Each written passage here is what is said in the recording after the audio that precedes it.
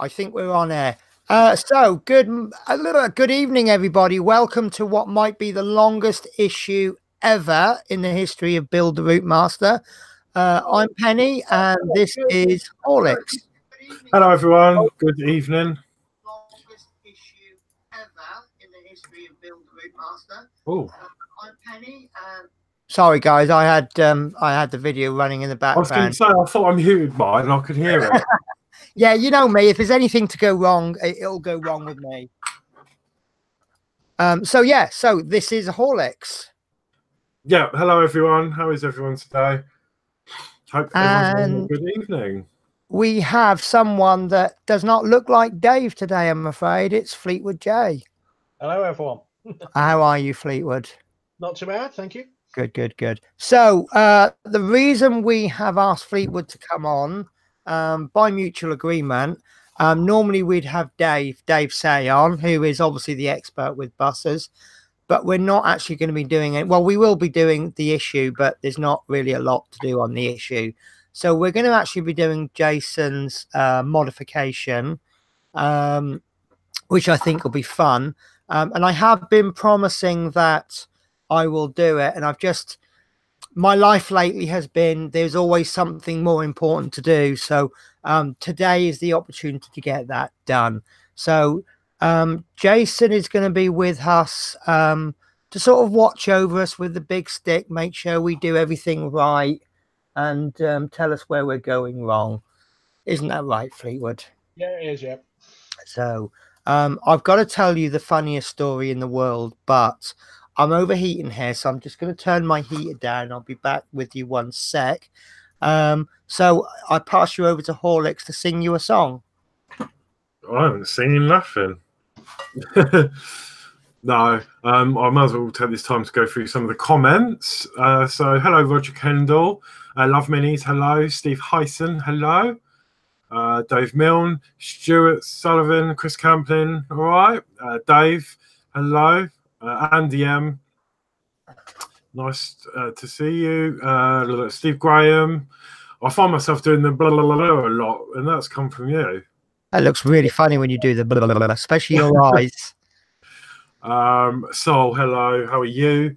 Trevor Robway, Collicott Bus Spotters, hello. Hello, everyone. Glad you could make it. So Dave Mills asked, anyone wired their bus electric to circuit board to try them yet? I haven't. I'm too scared to. And I'm too far behind. Yeah. But yeah. So what about you, Fleetwood? Have you attempted to wire yours up? Not yet, but I will do. Fair enough. Yeah, I'm going to let you into a secret. Collicott Bus Spotters has got a new friend. Collicott used to like Graham, but seems to have gone off Graham now, and all of his pictures now feature Colin. A little bit of a secret there for you. How are you, Collicott Bus Spotters, anyway? Oh, hello, Christine. Christine's here, and Chris Davies, hello. So we're also happy to announce that Chris had a successful stream on Monday. He had a bit of a mishap. YouTube have got a new ruling. I've seen another YouTuber try to explain it. Didn't explain it very well, but I'm wondering if it's got something to do with the terrorism in New Zealand or something like that. Basically, if you haven't got 1,000 subscribers, you can no longer live stream using just your mobile phone or your tablet, which is a bit of a bugger because it means like smaller YouTubers or people that just want to try out the YouTube. You know, do you really want to spend like £1,000 worth of equipment just to find out it's not really for you? Obviously, if you've been doing it for a while, it's not so bad, you know, you don't mind investing. But if it's an anti-terrorism thing, then all right, fair enough. I'll give them that. But it obviously is a bit of a pain. So we had to do a bit of a rush job on our Friday. So I sent my spare webcam to, well, it was not Chris, it's not actually spare, it's my 3D printer webcam. So I sent it to him. Track delivery. They said like there's a really good chance of it being there Saturday. And we kept looking at the tracking system, and according to the tracking system, it hadn't even left the post office. So we're like, oh no, is it going to get there? But Chris sent me a message 9:30 on Monday morning. Thanks, I got the webcam. So everything was all good. Brilliant. No, it's not spare because I am so wonderful, Chris. I will send you my working webcam, which means it's going to affect my R2D2 videos, because there's going to be a few videos that are going to go, oh, I'm sorry, guys, I can't show you the actual print because my webcam isn't working. Or it is working, but it's working in Essex and not in my house. Yeah. No, it's all right, Chris. I wouldn't have sent it to you if I didn't want to. So it's a bit like that before, didn't it? Because like YouTube changed a few rules last year, shortly after that incident with the woods, and you know, it's made things quite difficult for I mean, thinking about this one being an anti-terrorism thing, could it be that it was an anti-terrorism thing before? Mm. You know, could I, you know, if you get a video that goes viral of you cutting someone's head off, you know, are you in effect funding ISIS? You know, so anyway, it's getting far too political now. Yeah. I was having a good chat with a friend of mine the other night, and we were talking about my channel growing and if and when it reaches 1,000 subs. And I said, I've got to be honest with you, when my channel reaches 1,000 subs, I won't make any money on my channel because they'll probably change the goalposts again. So, you know, you keep chasing these landmarks. As soon as you hit them, they change them. So, yeah, as far as I'm concerned, you know, YouTube's never going to be a money maker, and I'm not really bothered about that. I just enjoy doing the videos. So Chris needs another 649 subs, which is roughly on average what we get viewers on each show. So if everybody could go to Chris Campling and hit the sub button, then he should be on 1,000 subs by this time next week. So Stuart's asking what happened in the woods. Joe, it's really awful, and it's a big thing that happened, but I can't remember. It was something to do with, I think it was in the woods. I think a YouTuber decided to film, I think it was like this suicide thing that was going on. And a YouTuber went in and was filming it all, people committing suicide and things, and it was something to do with that. I don't know the ins and outs because it was quite horrific, really. I didn't want to get involved, you know, but it was something to do with that. And shortly after that, they changed the goalposts for the 1,000 subs and the monetization and everything. So it wasn't just that they were being arseholes; there was a genuine reason behind it. I think, well, a bit of both, really. Right. But they just didn't. I think it was the fact that, you know, he was getting what's that? I'm sorry, I'll read it in a minute. A couple of comments that I just thought were really funny. I couldn't help laughing then. Oh, but yeah, no, that was it anyway. Yeah, sorry, Caldecott bus spotters. He's put on one of your buses, Penny. I left my wallet on it after getting off in Caldecott. And then a little bit later, Andy M has written, "Hi, Penny, I found a wallet on your bus the other day. Ka-ching!" That just amused me. Did I tell you the other week about the woman that left the lost property on the bus, and it was biscuits, and I handed it into the office? Yeah, you said. I think you said last week, and then you shared them round, and then she came back in for them. Yeah, well, she got on my bus again today, and she said, "Oh." She goes, I got it on. I went into the lost property office, and they wouldn't give them back because they said that they threw them in the bin. And I said, "Oh, you know, I'm really sorry. I forgot about the perishable goods ruling." And she went, "But they were biscuits." I said, "Yeah, but all things." She goes, "Well," she gave me the bag back, right? And I said, oh, yeah, I know, but didn't you say that was sentimental? I asked it, and she goes, the biscuits were worth more than the bag. And I said, yeah, but didn't you say the bag was sentimental value? And she went, oh, well, I did have it a long time. And anyway, we talked about the biscuits. I said, she goes, I reckon they were lying. I reckon they sat in the office and ate them with a cup of tea.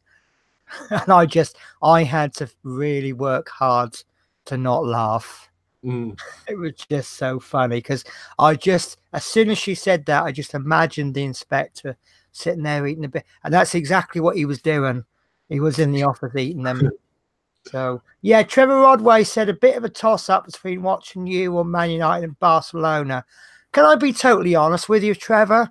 If it was the other way round, and this is me being brutally honest, I would watch the match because what I'm going to do today, you may want to rewatch. However, we love your live support. So, yeah, I suppose it is a bit of a toss-up. But if I went into work tomorrow, having recorded the Man United Barcelona game, haven't watched it, I'd have to shut myself off to the world because I hate watching matches when I already know the score. But you know, we don't mind either way. If you disappear, we totally understand, don't we? Don't we? Absolutely. So, but yeah, we'd like to have you on. So, should we get on with this live build because we're running out of time, aren't we? Oh, right. Okay. Are we going through the trouble of the magazine and everything? Well, yeah, it's build, isn't it? Okay, yeah. There you go. Issue 60.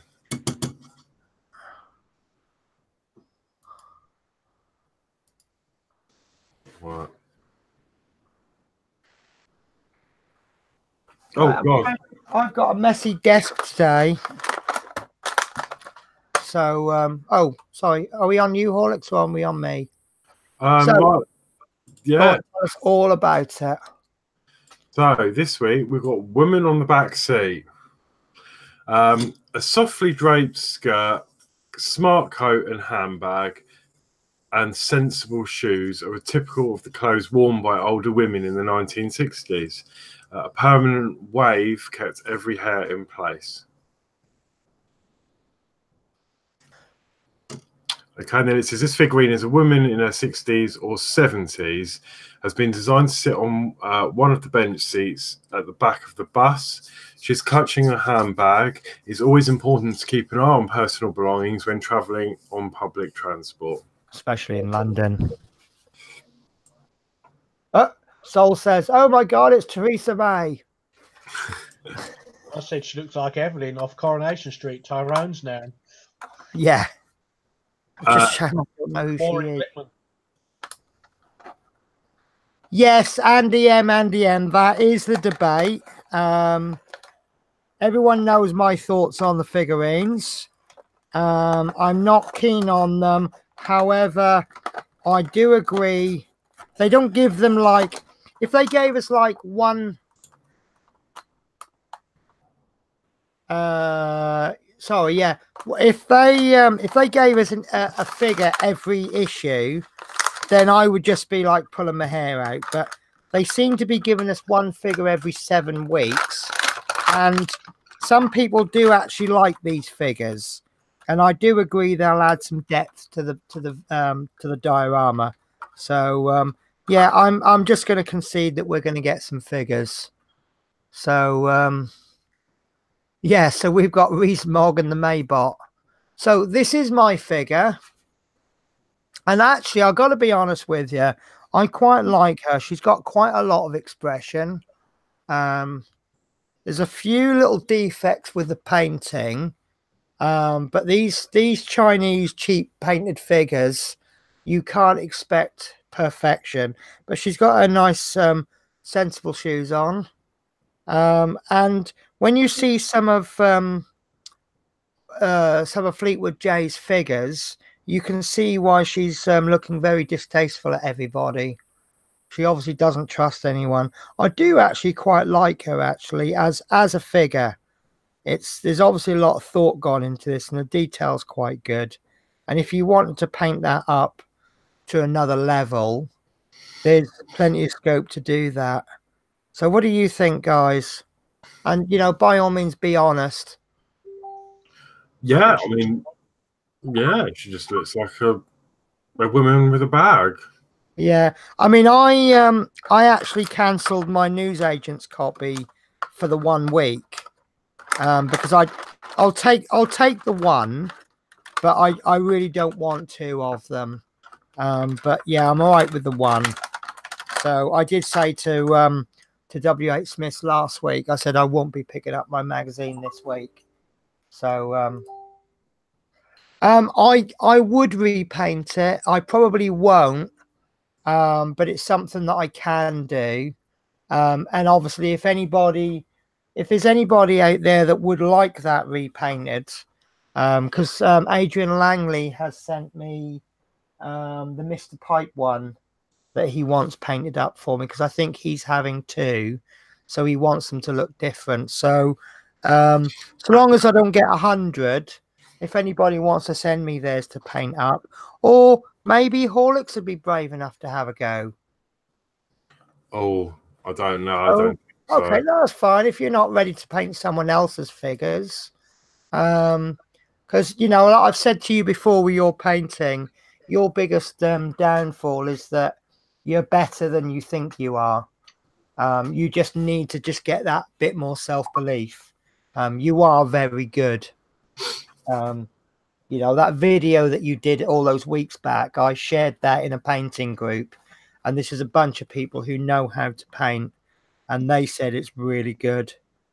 So that's fine. I'm just going to pop my phone on to do not disturb, because there's some union driver related messages coming through, and my phone's just going to end up going beep all night. So bear with me a sec, guys.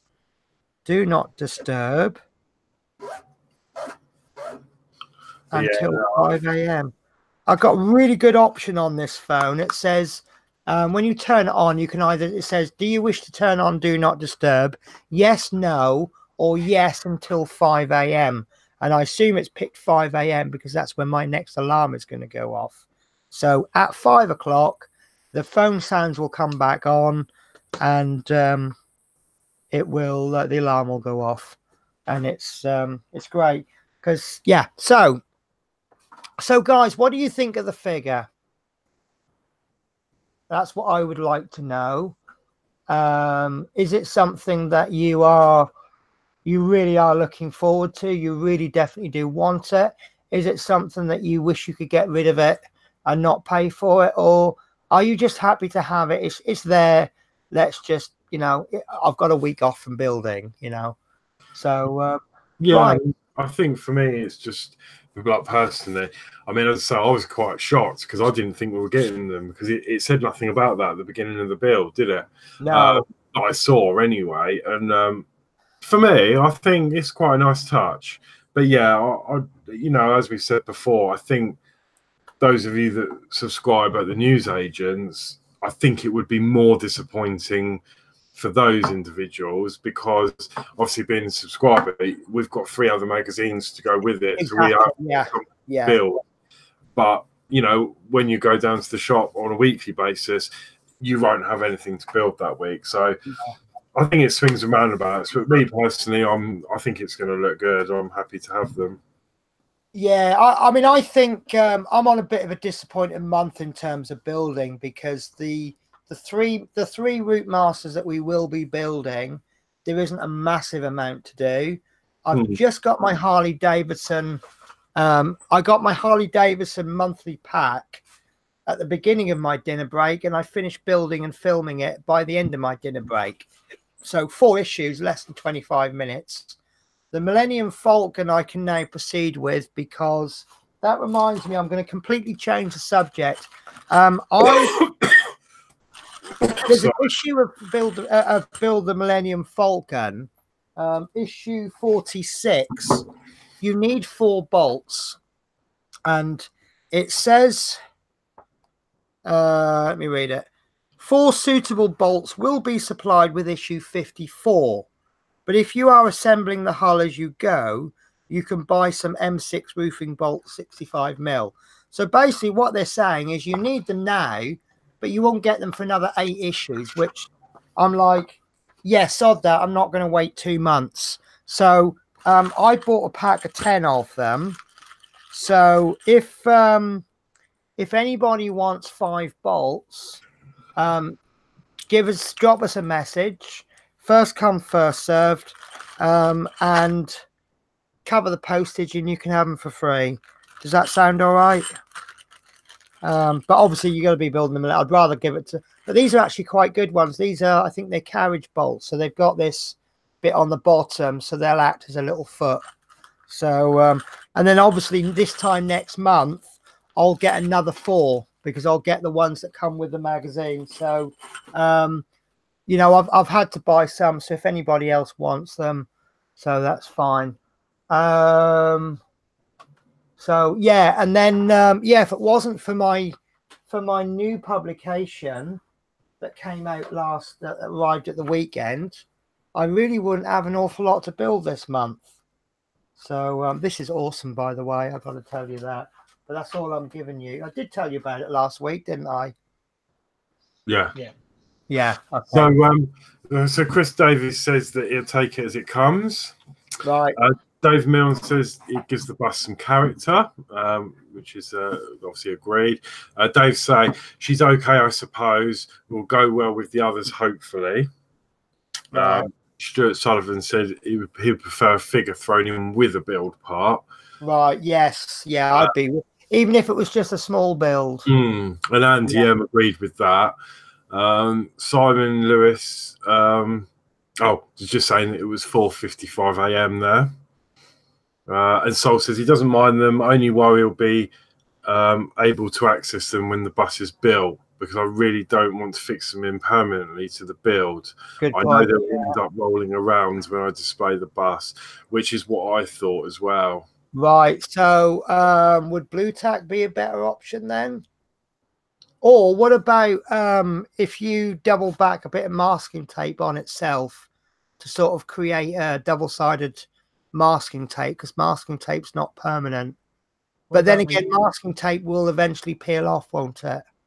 But I'm wondering, I mean, I don't suppose if anyone knows. I mean, the Routemasters build, do you think we'll be able to take the top deck off, like the Lego version? Yeah, it doesn't. What do you reckon, Jason? I don't think so. I think it's just going to be one solid build. Yeah.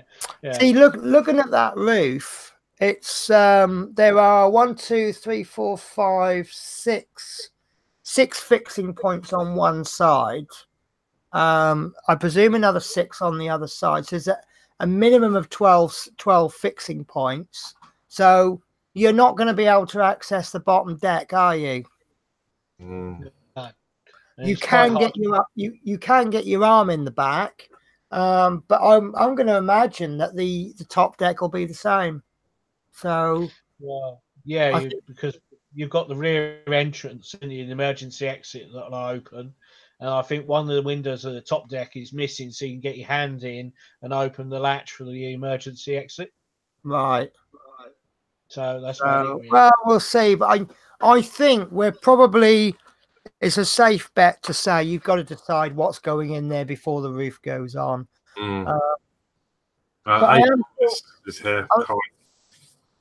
Sorry, just saying hello to A. Thomas. He said sorry he's late. You're never too late on this show. You come when you come. So someone did ask me how the Lafayette is coming on. The last week has been an absolute nightmare. I've been doing the second deck, and I'm trying to do it as like a 1 week's build, but where you have to do one bit and then wait, it's taken me 8 days to do a build. And all I've got, because then I put the varnish on, and I've never varnished wood before, and I just assumed it would be the same as varnishing anything else. But what I didn't take into account is the fact that the varnish is obviously soaking into the wood, so it's going to take that much longer to dry. So I've ended up putting about 6 coats of varnish on. It looks okay, but 6 coats of varnish, each coat with an overnight wait. I did manage to get away with, I had like a 7:30 start one morning. So I slapped a coat of varnish on in the morning and then went to work, and then come and slapped another coat on at like 8 o'clock at night. But brilliant idea. What's that? Well, you've bought that fantastic little workstation. Yeah. Can't you just pack that away in your bag and stick it somewhere in the bus? So when you're on your layover, you can just quickly get it out, do a bit of varnishing, and then pack it away. Layover? What, time off at work? What's that? Well, you know what I mean, where you stop the bus for half hour while you wait for your route or whatever happens. You've been watching too much on the buses. That's what no, when I used to go on the buses, I used to get on a certain bus and then it would stop round the corner for half an hour until it had to start the route again. Yeah. Bus companies go, hang on, we're paying the driver for that. Right, let's reduce that. Oh, okay. Doesn't always work. I've just finished a 5-hour stint. It's 5 trips. It's a 55-minute round trip. And they give you the same amount of running time for middle of the afternoon, school time and rush hour. So as you can imagine, in rush hour and school time, you are not going to run that on time. And it's been really, really hard to keep on time. So effectively, I've done 5 hours non-stop driving, and it is 100% within the law. You know, it's the way it is. You know, bus driving. There's elements of bus driving that's a lot easier than it used to be. You know, the buses are easier to drive, but you certainly wouldn't have had this much driving back in those days. So it's how it goes. So, shall we do this modification? Yeah. Right. So, what I'm going to say about it, the easiest way to get your bulb will probably be to buy another issue of, we did say 41, wasn't it? Yeah, 41. Because in issue 41, you get the headlight. So we know it's going to be a color match with the headlight. Another alternative, if you can still get it, is to get issue 1 of the Terminator, which is $1.99 and it comes with 2 LEDs. Probably going to be too small, but you can always cut that wire and extend it. The third option, which I'm going to go for today, is that we're going to make our own.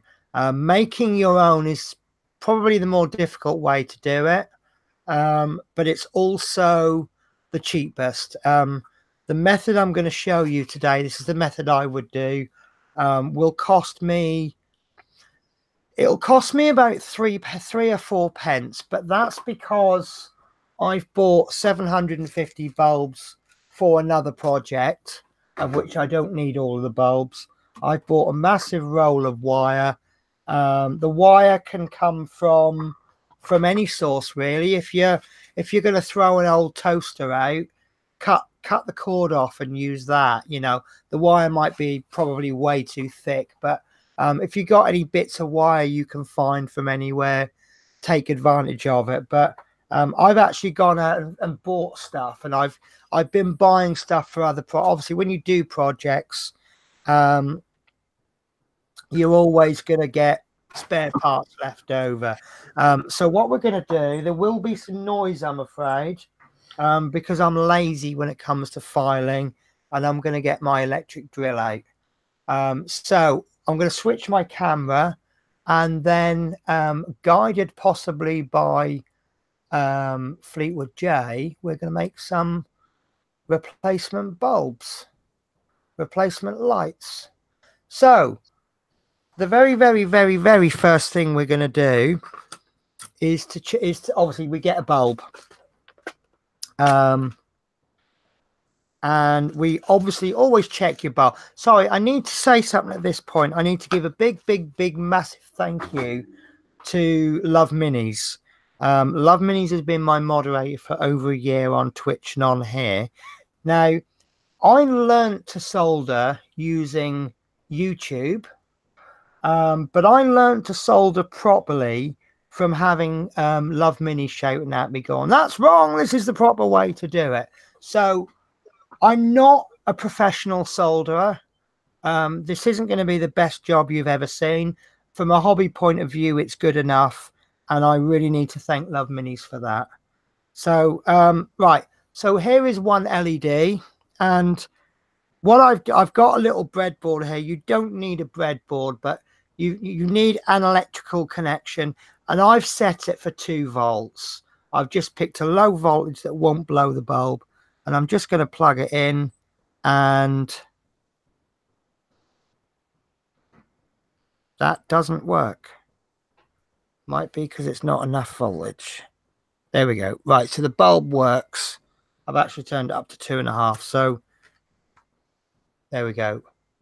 So obviously you check your bulb, because if you go through all of that soldering and then find out the bulb doesn't work in the first place, it's a bit of a hassle. So unfortunately, when you solder, you can never have enough hands. So I've got this little gribby, what do you want to call it? So helping hand. Helping hands. So I don't need this to any great extent, other than I'm just going to put the LED in there like that. So be careful, because things like soldering irons are very hot. So one solder iron. Now, any solder iron will do this. People will tell you about using the best solder iron and this, that, and the other. For the level of what we're doing today, anything that will melt solder will do the job really well. So 2 bits of wire we need. And I would rather go too long than too short. We can always cut back. So I'm just going to grab a big long length of wire, and we're going to cut a little bit off. And then we need to strip the wire. Now, this is really thin wire. So, yeah, P40F20 says that he's bought some pre-wired, pre-resisted. That's brilliant if you can. But I'd be interested to know what they cost. The way that I'm doing this is going to cost me pennies. So what we need to do is we need to strip a little bit of wire off. This cheap old nasty wire stripper is actually the best tool I've ever used for it. So all I do is I just pull that off like that, and it's stripped. One end you just need to strip a little bit off. But the way I do it, the other end I'm going to strip quite a lot off. So we'll strip a bit off, and then we'll strip some more off. About that much I've stripped off. And the reason I've stripped so much off is rather than fiddling around trying... Oh no, I've just burnt my charger. Sorry. My solder, as it's heating up, it just it was a little bit too close to my phone charger, and I've got a very unique phone charger. So bear with me a sec, guys. If I scream, it means it no longer works. Yeah, I was going to say, so oh, thank God for that. Say to P40 is that obviously you bought some pre-wired and pre-resisted LEDs. The only thing I might say is that if the board where we're going to connect the extra LED to is resisted already, you might find that that'll be really dim because you're resisting it twice. So it may be a case that you might have to remove the resistor and just connect that up. Obviously we won't know until we've wired up the electrics. Yeah, the tactic I'm going for is that I'm not adding a resistor, but if we need a resistor, we can always add one on the end. Yeah. Right. So, okay, so I've got my wire. Now, I don't know if you remember, but the long leg is always the positive, the short leg is always the negative. I'm using red wire for positive and, sorry, ground, not negative. I'm using blue wire for the ground. So I'm just going to gently just bend that negative away, or the ground. And what I'm going to do is I'm going to twist this around the leg. Can you guys see okay there? And I'm just going to push that up. And now you see why I've pulled off so much of the insulator. And then I can pull that down. Whoops. And by doing it like this, it just means that you haven't got to fiddle around and hold. Otherwise, you've got one hand holding the bulb, one hand holding the wire, another hand holding the solder, another hand holding the solder iron. You know, that's four arms you need. It's not going to happen. So by having it like that, you see that I'll see if I can bring that up. There we go. You can see that wire's been wrapped around the leg of the LED. And then all I'm going to do is, like I say, this isn't a professional job. I'm just going to run a little bit of solder. Oh, underneath, make sure you've got something that can resist spills. This is an actual solder mat, but a bit of wood would do the job really well. That way, if you accidentally went, oh no, you see I'm not damaging it. If you use your grandmother's best sideboard, she might go a bit mental. And then all I'm going to do is just run with the solder down and then just run the solder iron up. And that's it. That's the job done. Don't know if you can see that okay. So that's now not going to fall off. And then just for a little bit of belt and brace, well, actually, I would say go for this.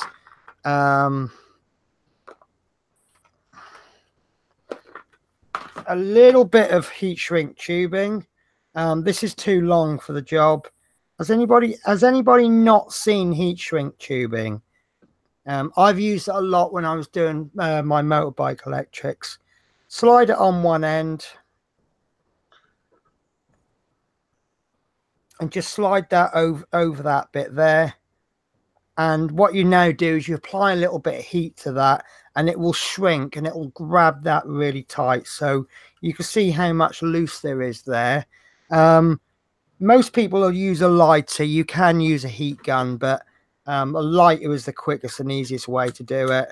And just run that lighter over that very quickly. And you see it shrunk down to the size of the wire. So that's now on there solid, and it's got insulation on it. That's not quite done enough. There we go. So what we'll do now is we'll repeat the other side. And so, piece of wire, too long rather than too short. I can't remember where we're up to on the R2, but I'm actually doing this with R2D2, where I'm actually making the LEDs, and then I've recorded it, and then what I just play it back in fast, just as a reminder every week. It's quite good actually, but I think the music I've used is good. So right, so wire, we're wrapping it round. Push it up if you need to. Just watch that end bit. If that sticks out, you need to sort of tidy it up a bit. So push that, and then we just wrap that until the insulation meets the bottom leg of the LED. I'm just going to trim that actually. There we go. So right, so we've wrapped that around that leg, and then what we're going to do next is a little bit of solder. I'm just going to tidy that up. I think I've got too much. There we go, that's better. Right, so a little bit of solder. Run the solder down, and then just run the solder iron up. It just kind of evens any solder out. And then I've taken a little bit off. A lot of minis is probably now going, oh, that's not the best way, but that's, you know, it's worked. So there it is, nicely soldered in. So we get another piece of heat shrink tubing. This one will be a bit better because it's a little bit smaller.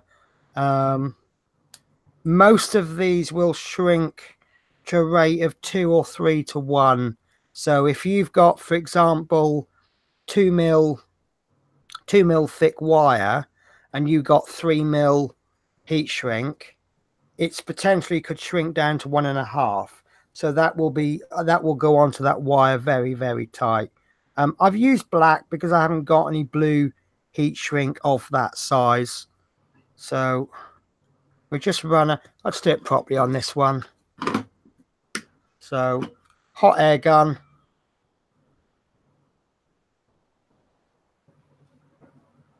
Oh, that is hot. Just want to turn the speed up on that. There we go.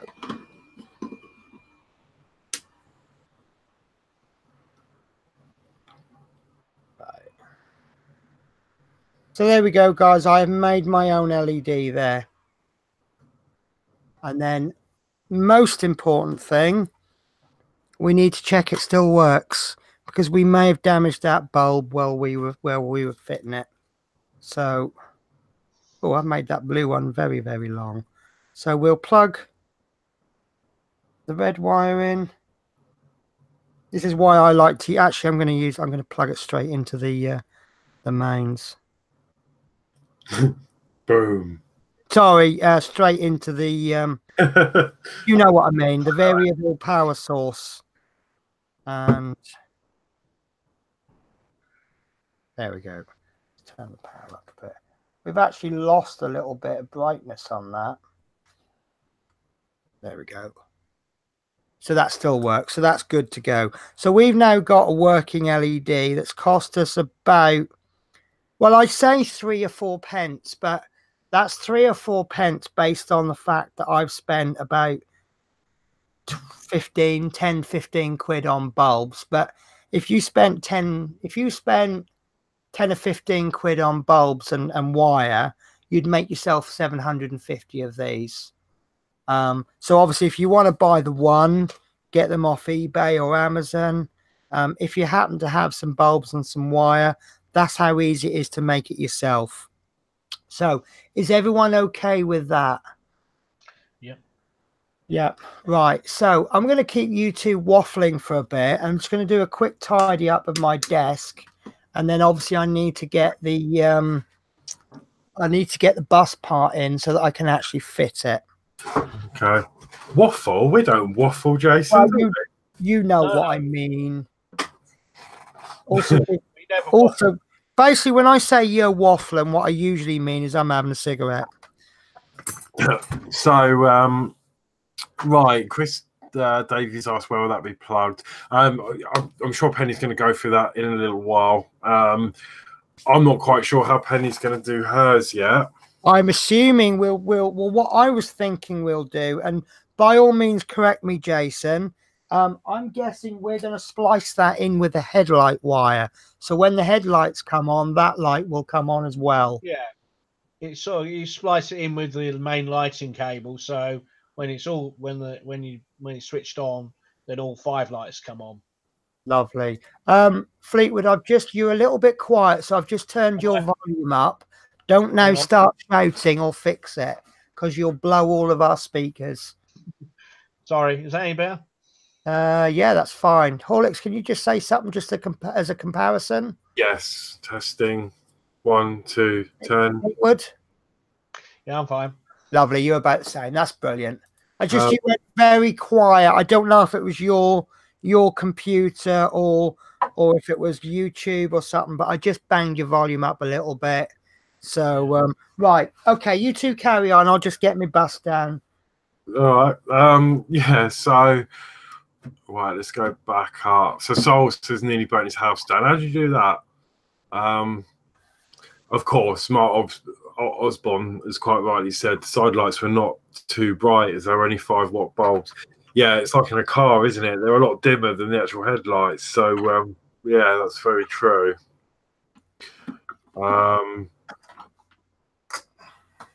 Mark's used micro LEDs from a string of 20.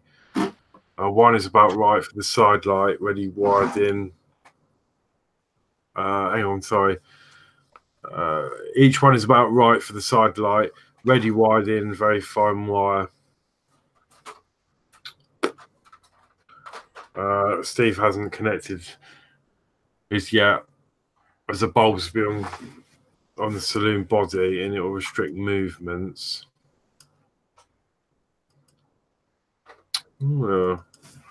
Yeah, so I haven't even done any of mine yet either, because obviously I haven't got that issue yet. But as soon as I've got that issue, I will. Obviously, I've got a replacement issue 41, as Penny was saying. So I think this will be a good idea. Yeah, yeah. I think that's the best one to use, because that is actually a headlight bulb. Yeah, C2.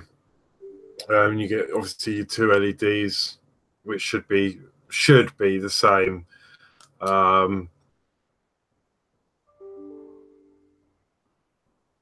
Oh, can you? I don't know. It seems to be stuck on Jason, I think. Yes, it is. Oh, sorry, guys. I just right. Ages and ages ago. This is a complete change of subject. Ages and ages ago, I bought Hellboy on Kickstarter. Basically, it's a game with lots of figures, and I've just got a message saying that you have a shipment being sent from Mantic Entertainment that is due to be dispatched on the 10th using our express 48-hour service. So I'm getting Hellboy within 2 days. So that'll be another unboxing video. Sorry, that was a complete change of subject there. That's all right. No, I was just saying that we were stuck on Jason. Poor Jason's been in the limelight. Oh, I'm sorry. It's because yeah. Right, sorry, yeah. Right, you should now revert to whoever's talking. That's all right. No, that was all really. So yeah, I'll try them LEDs.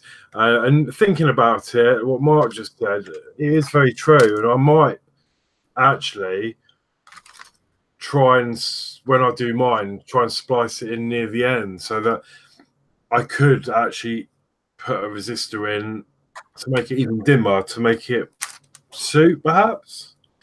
I don't know yet.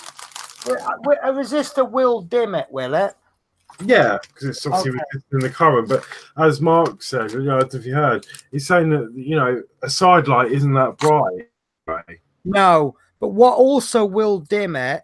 See, I am aware that if I splice it in with the headlight, it will actually make the headlight dimmer, because when you share bulbs on the same current, so it might well be we might want to get a bit clever and try and give it its own connection. So possibly, if it's possible, connect this wire in where the actual connector is, so it then sends a current down 2 separate. That's rather than the current. Yeah, that's where mine sliced into, is right at almost by the connector. So power should go to all 5 bulbs equally. Yeah, there you go. In issue 41, you could use the Y splitter to connect the other bulb. Trevor Rodway is asking which would be the best issue to do this mod. I cannot remember the individual issue numbers, but I would say before you put this on, because I've already put this on, I've now got to remove it to do this mod, which means I've got to remove these self tap and screws and hope they fit in again. So so I'm going to remove these now. What is the wiring, Jason? Is it the which letter is it on the cable? C, I think. C. I can't remember without looking at the back of mine.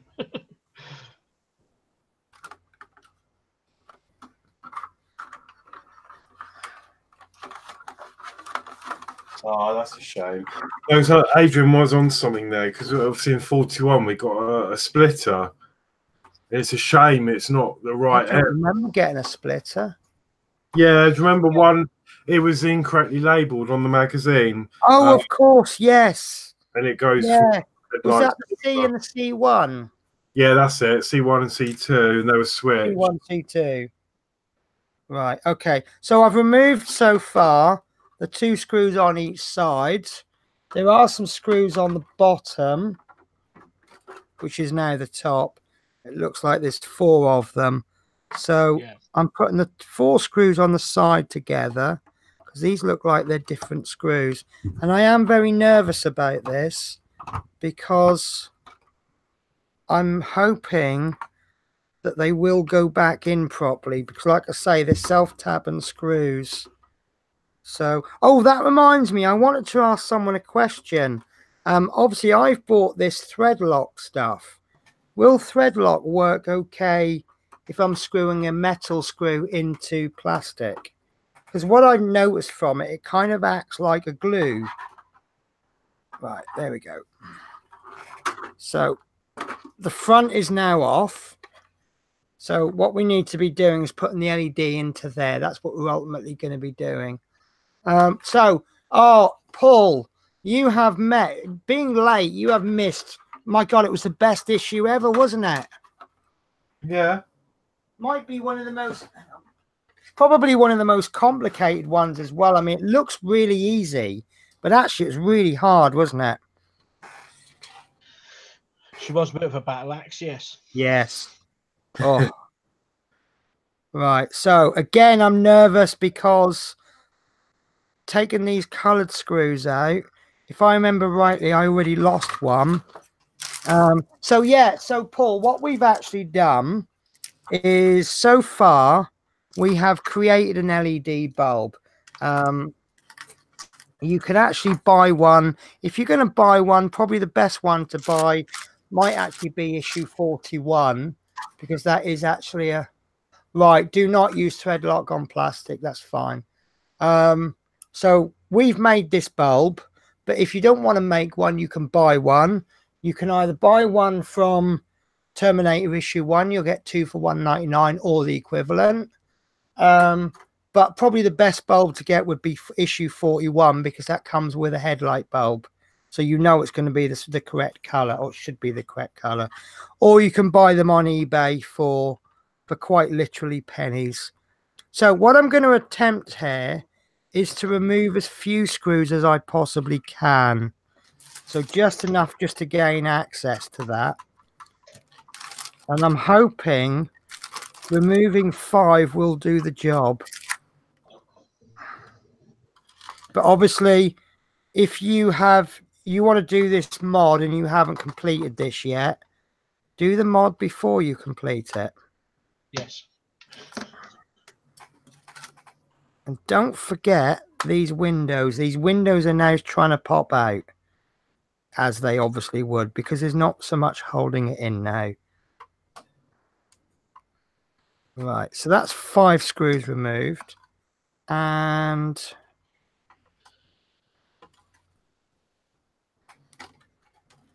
I think we can get away with that. Do you think that'll be enough space? I just took mine apart completely. Well, I've just lost the wire now, so I've just lost the lens.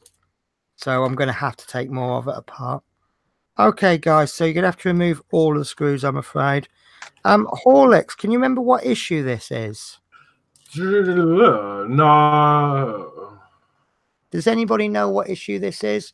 Because it looks like we might have to go through the instructions to reconstruct it. Yeah, I'm going to have to do all of the screws, which is going to be a bugger. These coloured screws, I really am nervous about them because...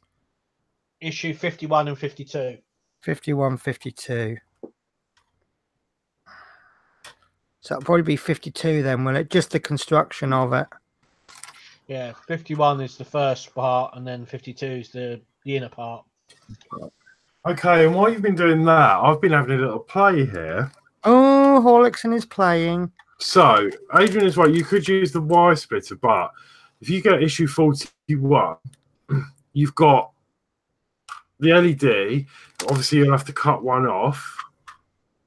Then you've got a connector in the middle, and then you've got an extension. So if you put all that together, you've actually ended up with a really nice length of cable. So you haven't got to do any soldering whatsoever. Okay. Well, saying that, you've got Well, to connect the thinking two. that this was the long way. This is actually the very long and complicated way of doing it.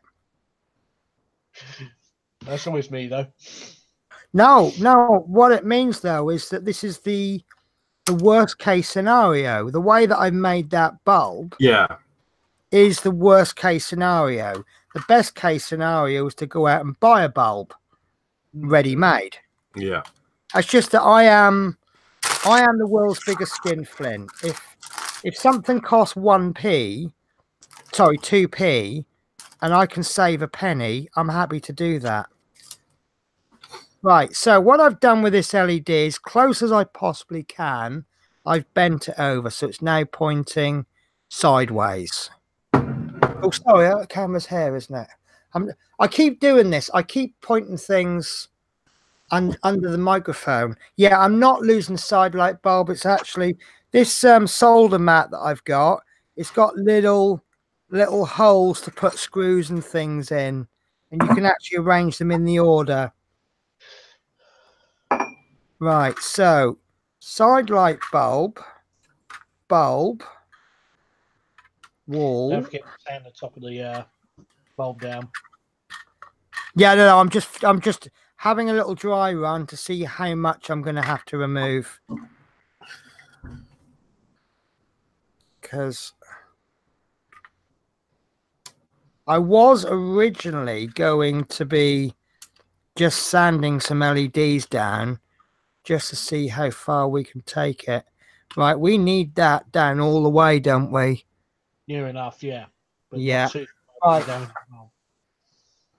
Yeah. But not enough to expose the actual elements. That's it. You know what? This place is so bad I've even lost my sander now.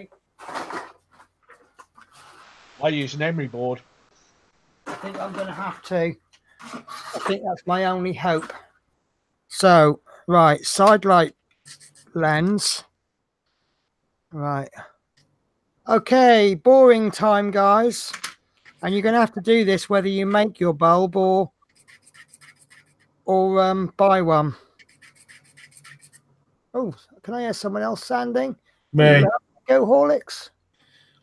I haven't got that far, but yeah, I've got an emery board and the LED in my hand, so I thought. Do you know what? I just thought of a better idea than my emery board. Oh, I've got a sanding block. Oh, I was going to say, out comes the electric sander. No, I can't find it. Oh, it's bright orange, Penny. I know it's bright orange, but when you've got half a pile of crap on top of it, it's no longer bright orange. It's only bright orange when it's visible. Oh, you make me laugh. Hey, I'm honest. Oh dear. We'll have to get them Bluetooth locators for Penny. Yeah. Did I tell you my new smartwatch I've got? It's probably like everyone's had this technology for a million years, but it's got locate your phone on it. Yeah. I think it's brilliant.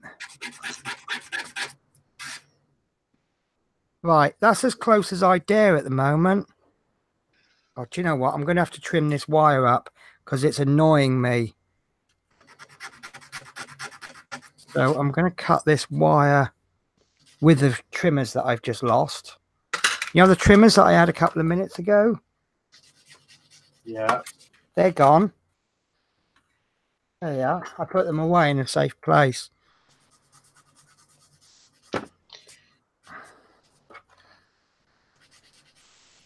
So it's just really annoying me that these wires were completely different. They weren't even nearly the same length.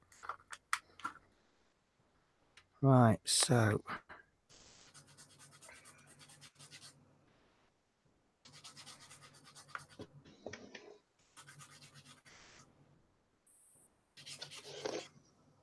Oh, I'm wondering why it doesn't work, and I'm like panicking. And then I had a little look, and I've not actually switched the power supply on. So it kind of helps when it's plugged in, doesn't it? Right, 3 volts. Right, that still works.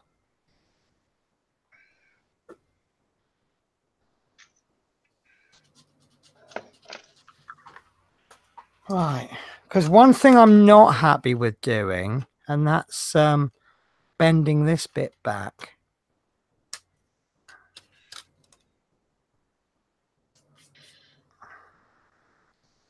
Yeah, I got rid of the dish part by just using the scalpel blade very carefully. Oh, do you know what? That if that isn't there, that's not far off. I've sanded mine down, and it's wow. Don't tell me, absolutely perfect. No, it's, do you know, it's really, really, really, really close, but yeah, not quite through. I don't know if I've gone too far. I mean, I can see that the LED is not even work. Oh, yes, it is. Yeah, look. Mine's got a very slight bow on it. Do you think I'd get away with that, or would you want me to sand that further? No, that'd be fine. Will that be fine? Right. Took us several attempts to try mine, but eventually I managed to get it to sort of sit almost flat. Oh.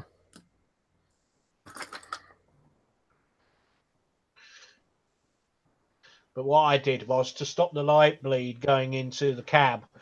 I put a load of electrical tape on the back of that panel, Penny. Oh, I forgot about that. Right. And I put a bit of electrical tape also around the light bulb to stop any bleed anywhere. Okay. Well, that would also hold the bulb in place, won't it? Yes, that's why I done it for you. Have a look.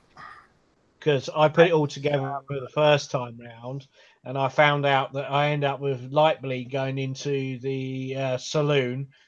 So I end up putting electrical tape on the back of the other panel to stop it.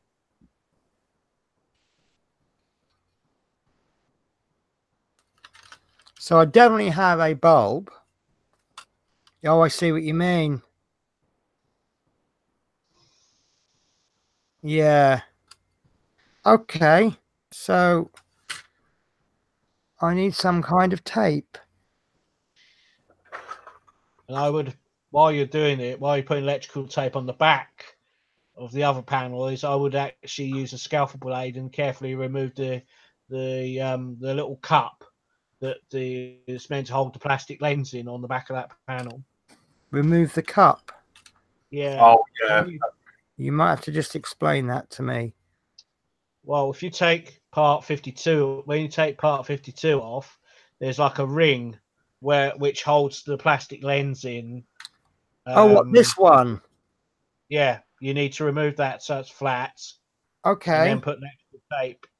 So this one, can I not just put the tape straight over there to hold the bulb in place? Yeah, you can do, yeah. But I've just covered mine with more electrical tape just to give it stop more light bleed, really. Right, okay. Well, what I'm going to use this spare bit of black stuff that we got from the build.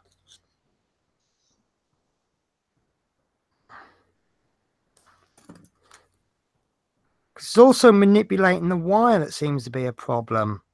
You need the wire to come out in the right place. I put mine down the bottom of where it's like the arch.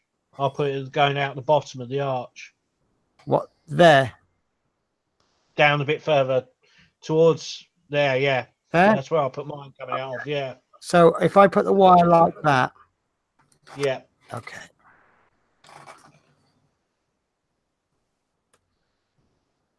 Right. So wire tape down or bulb tape down. Are you happy with that? Yeah, it's fine. Right. So what we need to do then is file this away, yeah? Yeah. And then put electrical tape on that back piece. Right. Okay. So can I cut it away? A scalpel blade or a knife. Might need a knife, Penny. It's easier with a knife or something like that. Okay, I'm not going to use that because I've killed myself nearly with so many times with that.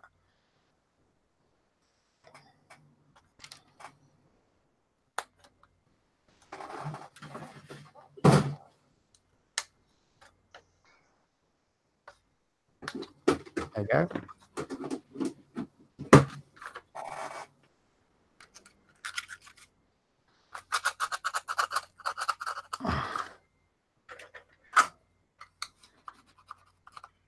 Yeah, it's finding what you're comfortable with, really, isn't it?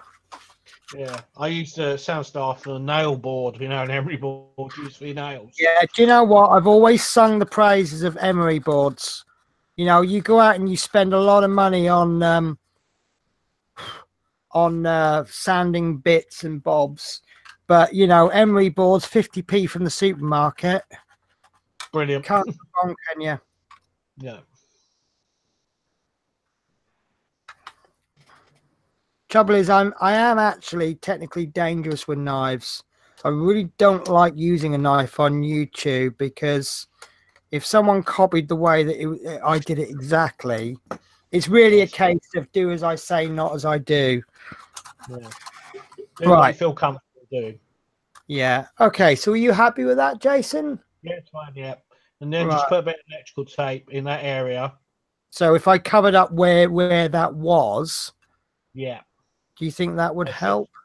Yeah, it should stop the light bleed. You might need a bit more. Yeah.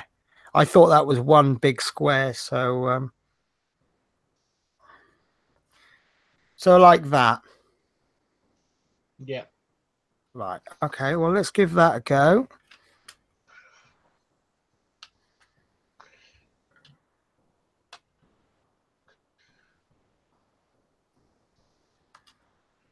Does seem to be a slightly better fit, actually. Yeah, that's what I done with mine. Right. And once you got the screws in, it does pull it down quite tight. So the wires are going to come out like that. Yeah. Right.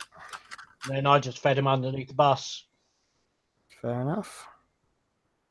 And like I say, I've made, hopefully, these wires too long rather than too short. Because as you saw from that other wire, if they're too long, they can always be shortened. Oh, that's good. Yeah, the only light bleed now is through that screw hole. Yeah. But there is going to be a screw going in there. Brilliant. Yeah.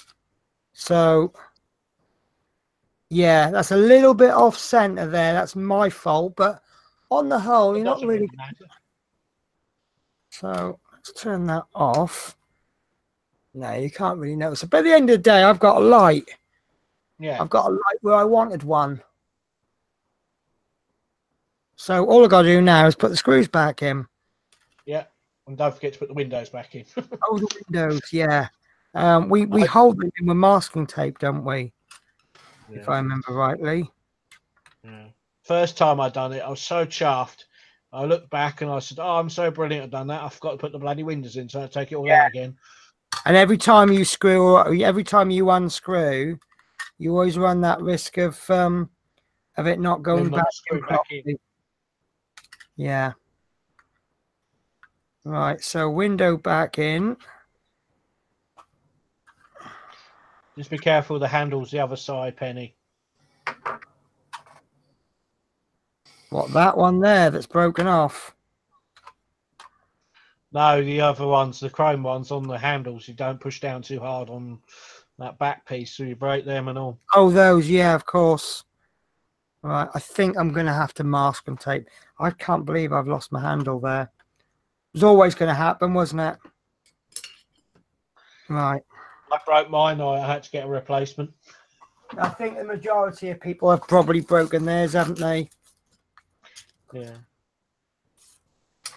It'd be better if it was metal rather than plastic. Yeah. Yeah, I mean, one of the expressions I seem to use a lot is metal for the sake of being metal. If we made everything metal, the whole thing would just end up so heavy, wouldn't it?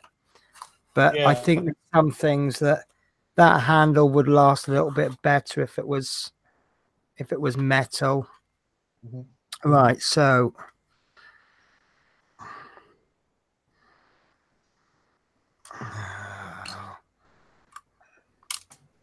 okay, I've just lost a red screw. That doesn't help, does it? And my carpet is brown, so red and brown are probably the hardest things to find. What I do tend to, if I've lost screws on the floor, is get my Hoover with a pair of tights on the end of it and go around and pick Do you them know up. what? I've actually got a better tool. Horlicks, you've seen my tool for finding metal things, haven't you? Oh, God, yeah. There's all sorts coming up. This is my tool for finding metal things that I've dropped. All right. There's about 20, 35 kilogram pull magnets there. Blimey. It finds things. Because I actually, a while back, I dropped a whole box of LEDs. And first of all, I found quite a lot of them with the bottom of my bare foot. That's a good way of finding LEDs. But the second way of finding them is with a magnet. And if the magnet is very strong, it will pull them up by the legs. Okay, I've not been checking on my wires here. So they've actually moved. So I'm going to do this screw hole next. Magnets are brilliant things, aren't they? Yeah. To be honest with you, I'm getting away with this with the screws. They're going in tight. I think because I haven't over wrenched them in the first place, they are going in quite nicely.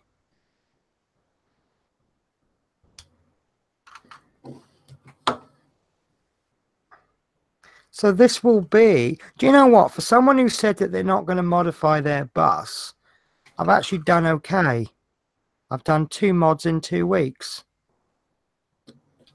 It's a simple little mod that's not too complicated. Yeah. As I said, I'm a novice, and this is the first time I've ever done something to mod everything like this. So, right. My motto is, if I can mod it, anyone can mod it. Well, I think your skill level has definitely officially increased. It has a little, yes. Because when you first started doing these mods, you were like, oh, I've never done them before. I'm an absolute novice. And I think to call you a novice now would be a bit of an insult. Right, this screw is not going in. But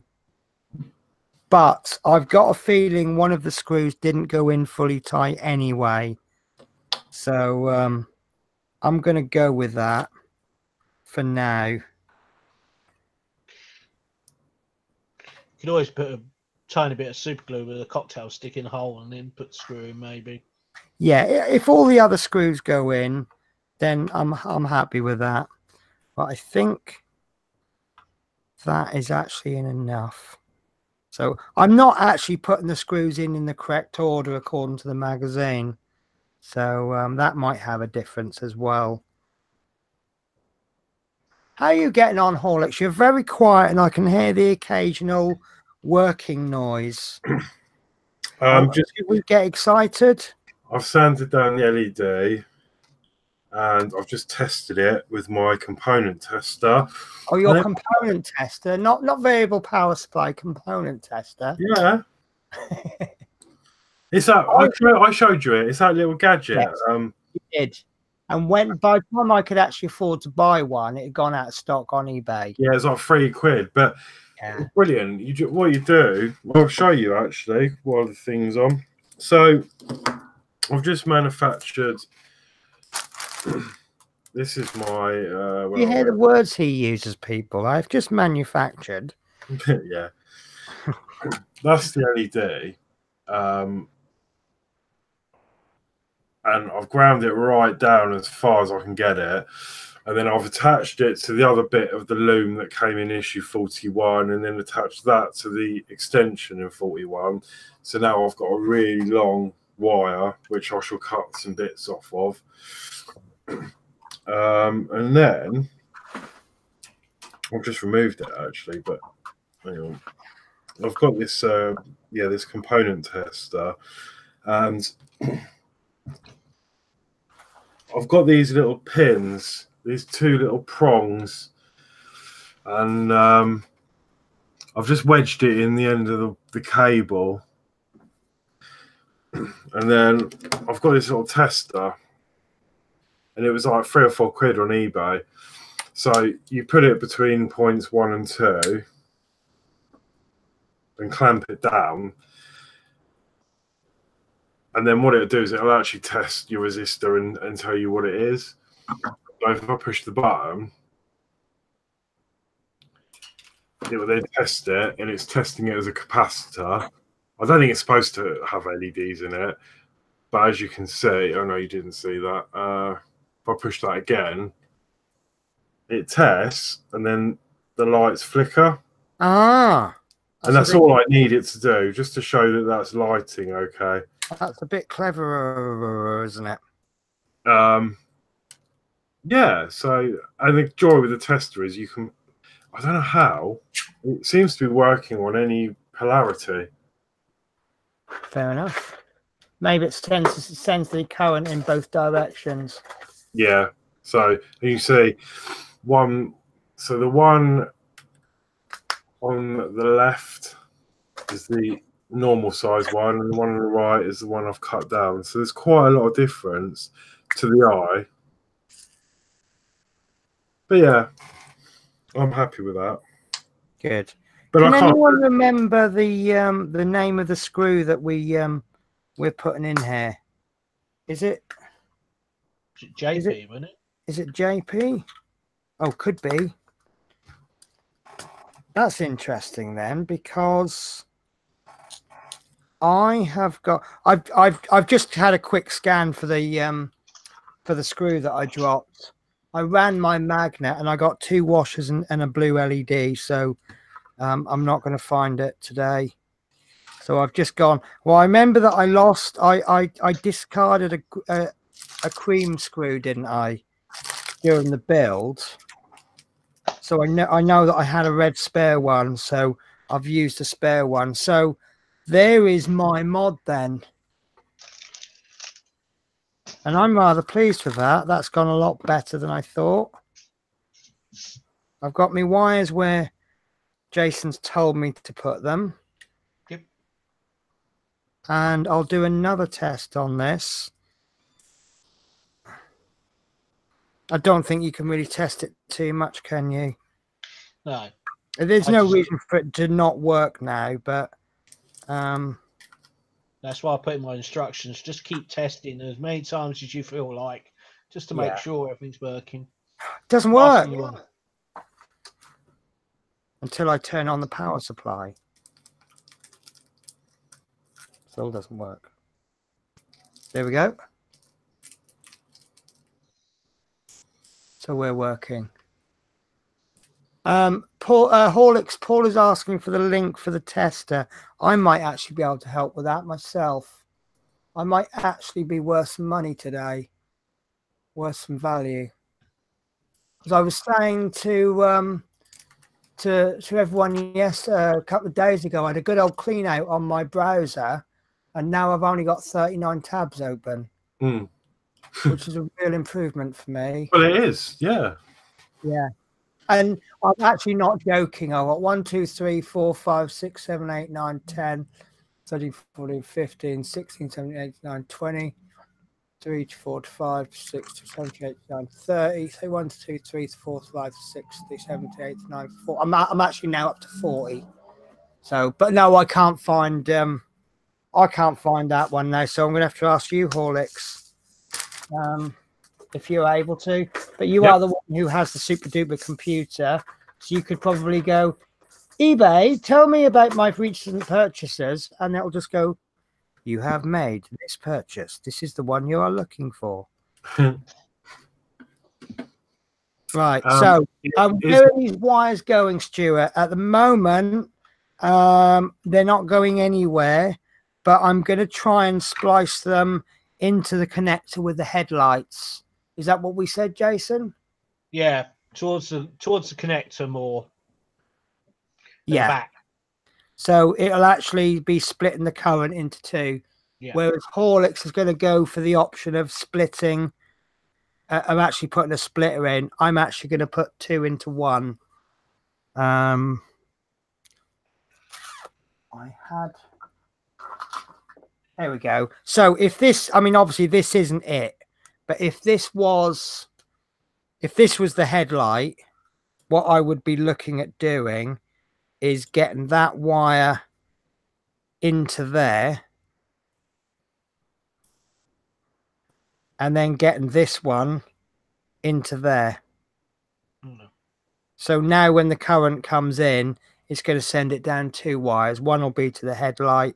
And obviously, whenever the headlight comes on, this will come on and vice versa. That is the plan. So now for the drum roll, please, option. We are going to try and put this wall back onto the salon. Salon or saloon? Saloon. Saloon. So like I have said numerous times, and by numerous I just mean more than one, we would be better off doing this before we put this on, but I think we'll get away with it just the once. But we've got to put it on anyway, haven't we? Oh, Jason, you're a bit of a genius. Right, you guys can't see this yet, but where these wires just come out, they are absolutely perfect. So I will, I've got these in, but so I'm just going to carry on screwing them in. I don't really want to turn this around too much. So once I've screwed most of these in, I'll be in a position to turn it around and show you guys. Right, so that's one in. Oh, that was lucky. I put the wrong screws in. The screws from the bottom I put in the side, but I think the screws on the bottom are the same as the screws on the side. Right. So 2.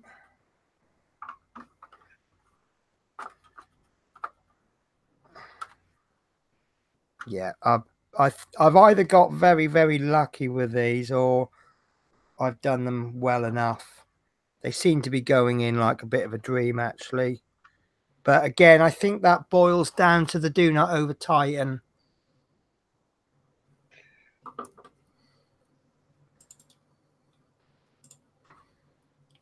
And that one is struggling to go in. But again, that might have been a problem screwed back then. I think what I'll do is I'll turn this over. Okay. There's a link for the tester.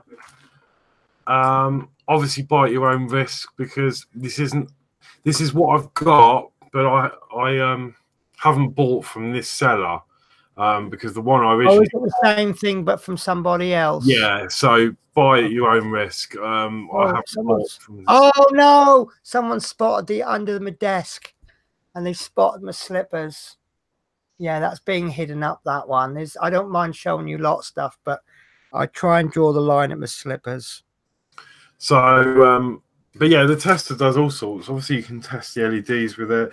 If you've got a load of resistors and you don't know what they are and you can't be bothered to work out the colors, just whack it in the machine, push the button, and it tells you on screen what it is. And it also tells you if components are bad. So if you're sort of problem finding, and you're into electronics, and you can take some components off or whatever, put them in there, and it will tell you if they're bad or not. So yeah, it seems quite good. I've used it. I mainly used it because obviously I was doing some Arduino projects, and I was testing resistors and things. So that's what I used it for. Right, the part earlier on when I said, "Oh, that's just come out perfectly," what I'm talking about is, I thought I broke the back of the bus then. Right, if you can see here, where we had that wire come out at an angle, this is where it now comes out, and this is going to be hidden up completely. So that is absolutely perfect. But as an idea, I've actually got enough wire here to reach all the way down almost to the very back of the platform, certainly about halfway down the platform. So if there isn't enough wire there, I don't know what is. So, and I just picked that amount randomly. I just pulled the load out. Doesn't matter how long it is, because we'll trim it at some point. So, guys, you all happy with that? Is that something you'd have a go, or you think something that you think, oh my God, that's awful, Penny? And I think also someone asked me about placing this. I'm going to call her Granny Smith, because I just love that name. So Granny Smith. Oh, she is. That's almost like she's made to go on that seat. She just fits in there perfectly. But she's going to be selfish, and she's going to sit in the middle of the seat like this. In fact, now actually she's going to sit in the middle of the seat there, looking at the conductor, and she's got that look in her face that says, yeah, you try and tell me to shuffle along. Go on, I dare you. That's that. I know it's upside down. I do apologize, but yeah, so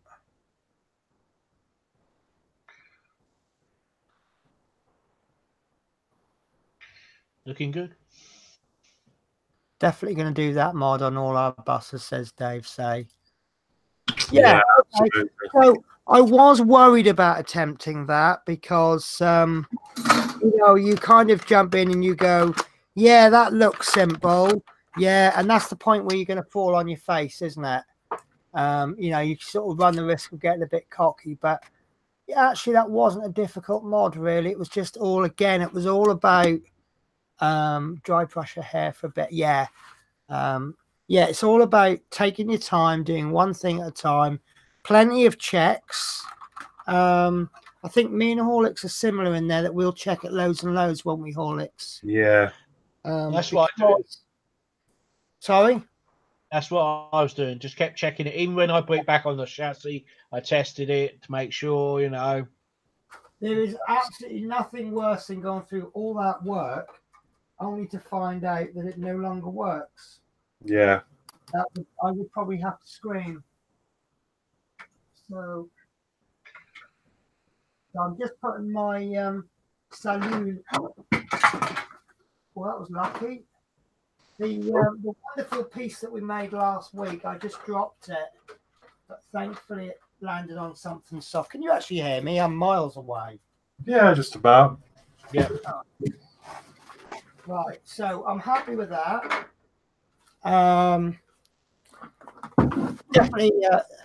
Definitely an improvement. I mean, it may be one of those things that if you didn't do the mod, most of us, when we get a guest round, we're all going to be going, oh, come and see our bus. And most guests will come round, and even if they did notice that one light isn't on, I don't think they're going to point it out to us, are they? Because that would be quite rude. So, but we know. Well, I don't know. I probably would. Why isn't that working? You're rude, though. Yeah. Oh, that's a shame, isn't it? But that's me. But you had it all working, and as soon as I come round, it stops working. Yeah. A bit like R2. Yes. Yeah. Although, my dad came round the other day, and I don't see him that often, but he's like, how's the models going? And I jumped up off the sofa and went, you haven't seen R2? And I took him down and gave him a full. He was running for about half an hour. This was I think it was last weekend. Yeah. And he was just driving around the house, driving everyone mad. So he's definitely still working. He does work when you press the right buttons, doesn't he? Oh yeah, it always helps. Yeah. No, I don't. I was having a panic. Stuart Sullivan has said, I want to pick up on this comment actually. I won't try it. I think I'd screw the whole thing up. No, actually, I think that was probably easier than doing the original issue, because you know what you're doing because you've already done the issue. But if you do it before you put that wall in, you've got to put the wall in anyway. The only thing I feel a little bit uneasy about is destroying that little cut bit that I did. which, you know, but it's worked. Because obviously that's, once you've cut that off, you've kind of reached a point of no return, haven't you? Yeah.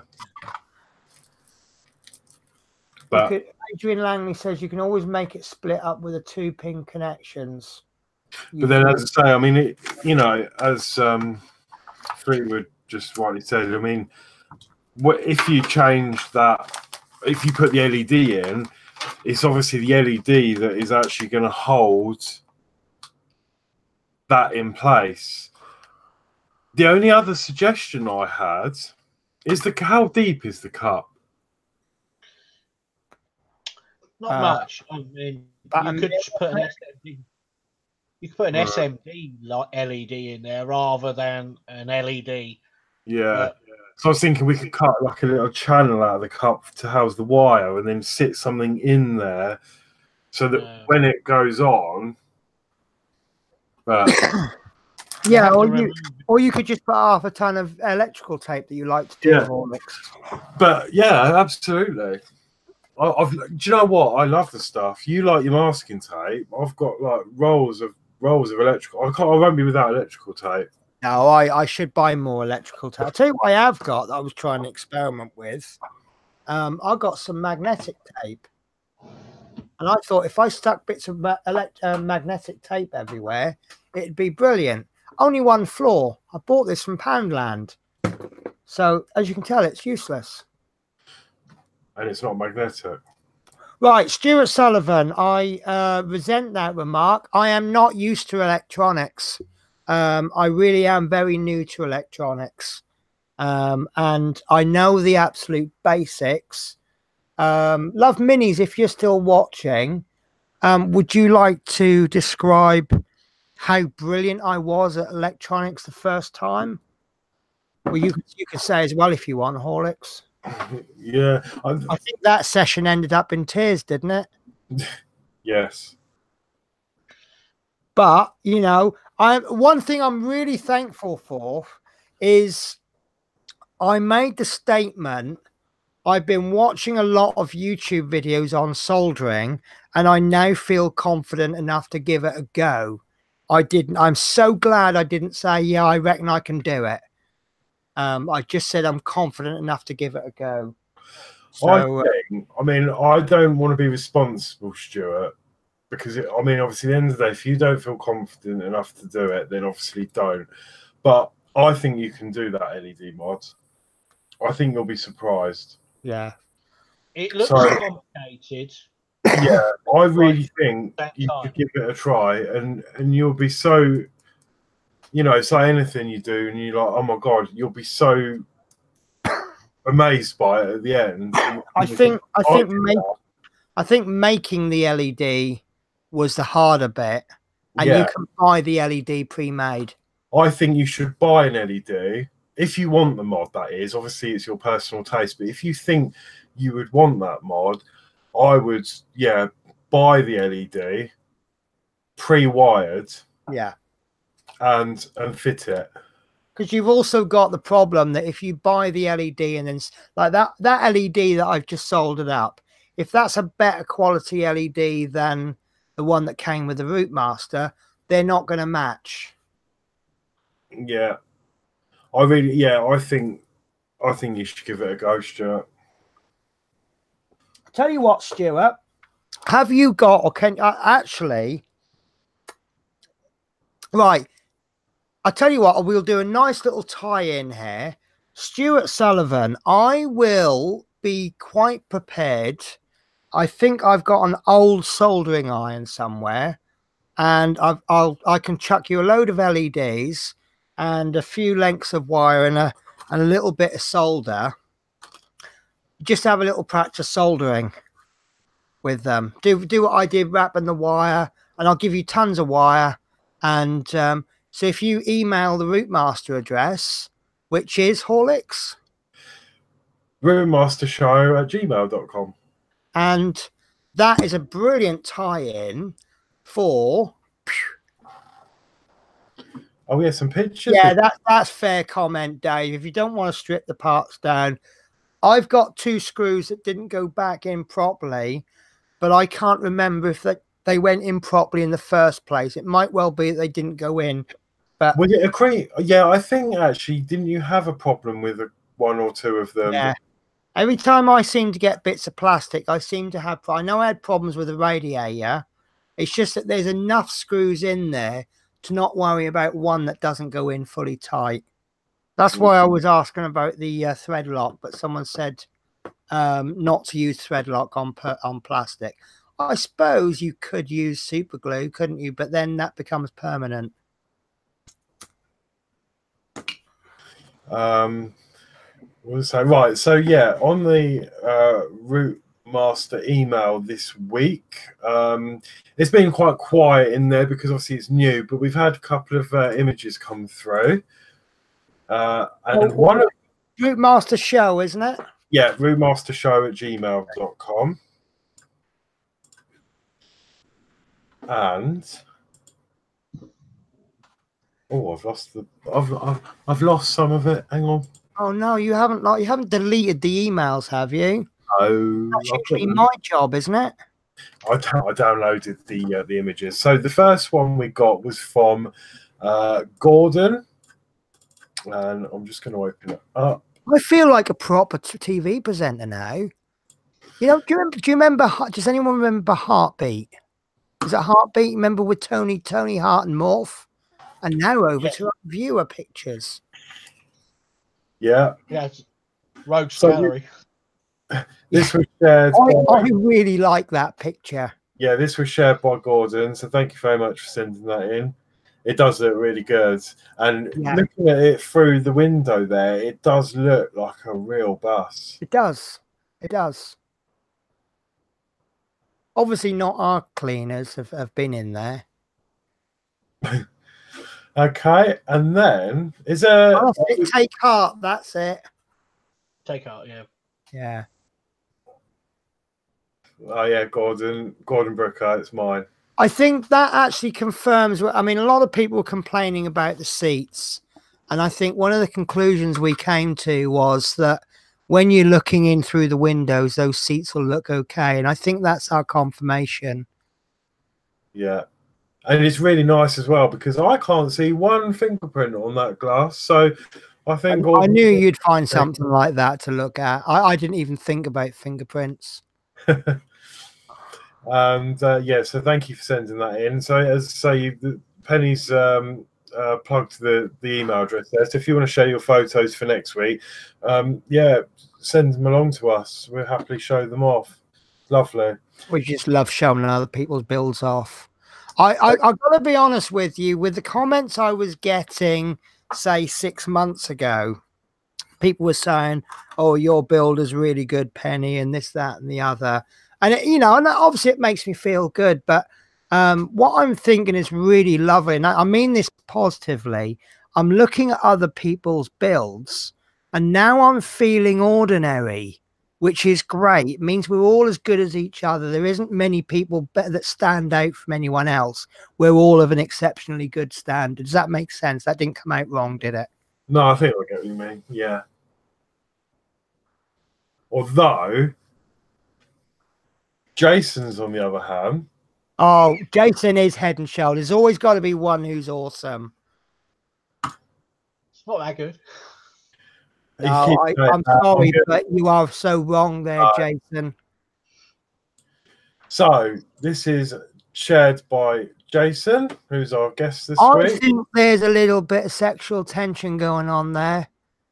There's something going on there, isn't there? There's a girl on one side, there's a boy on the other. He's trying to look like he's innocent, and yeah, I think there's a story there, isn't there? Yeah. It's father and daughter. Is it? Okay, fair enough then. Okay. So this is I've just got this stream reported by 17 people.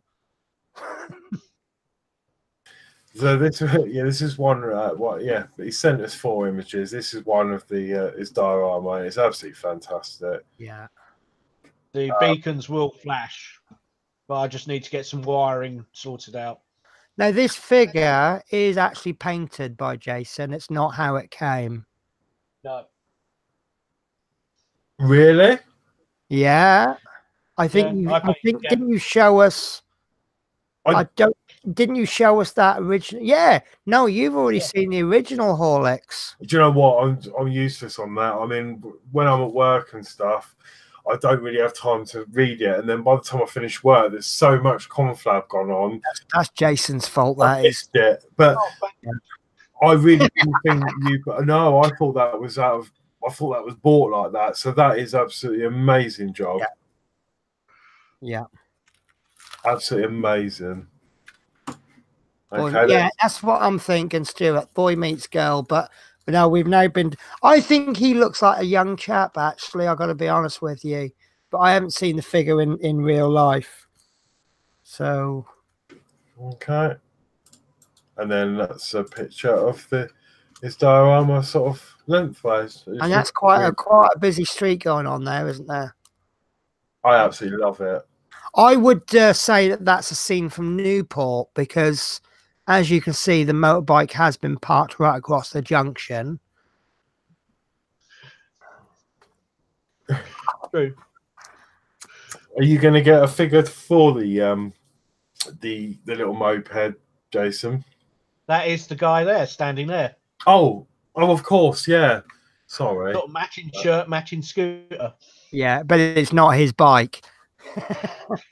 But yeah, no, it's really good. Really coming together. And with those zebra crossing flashing as well, that looked really good.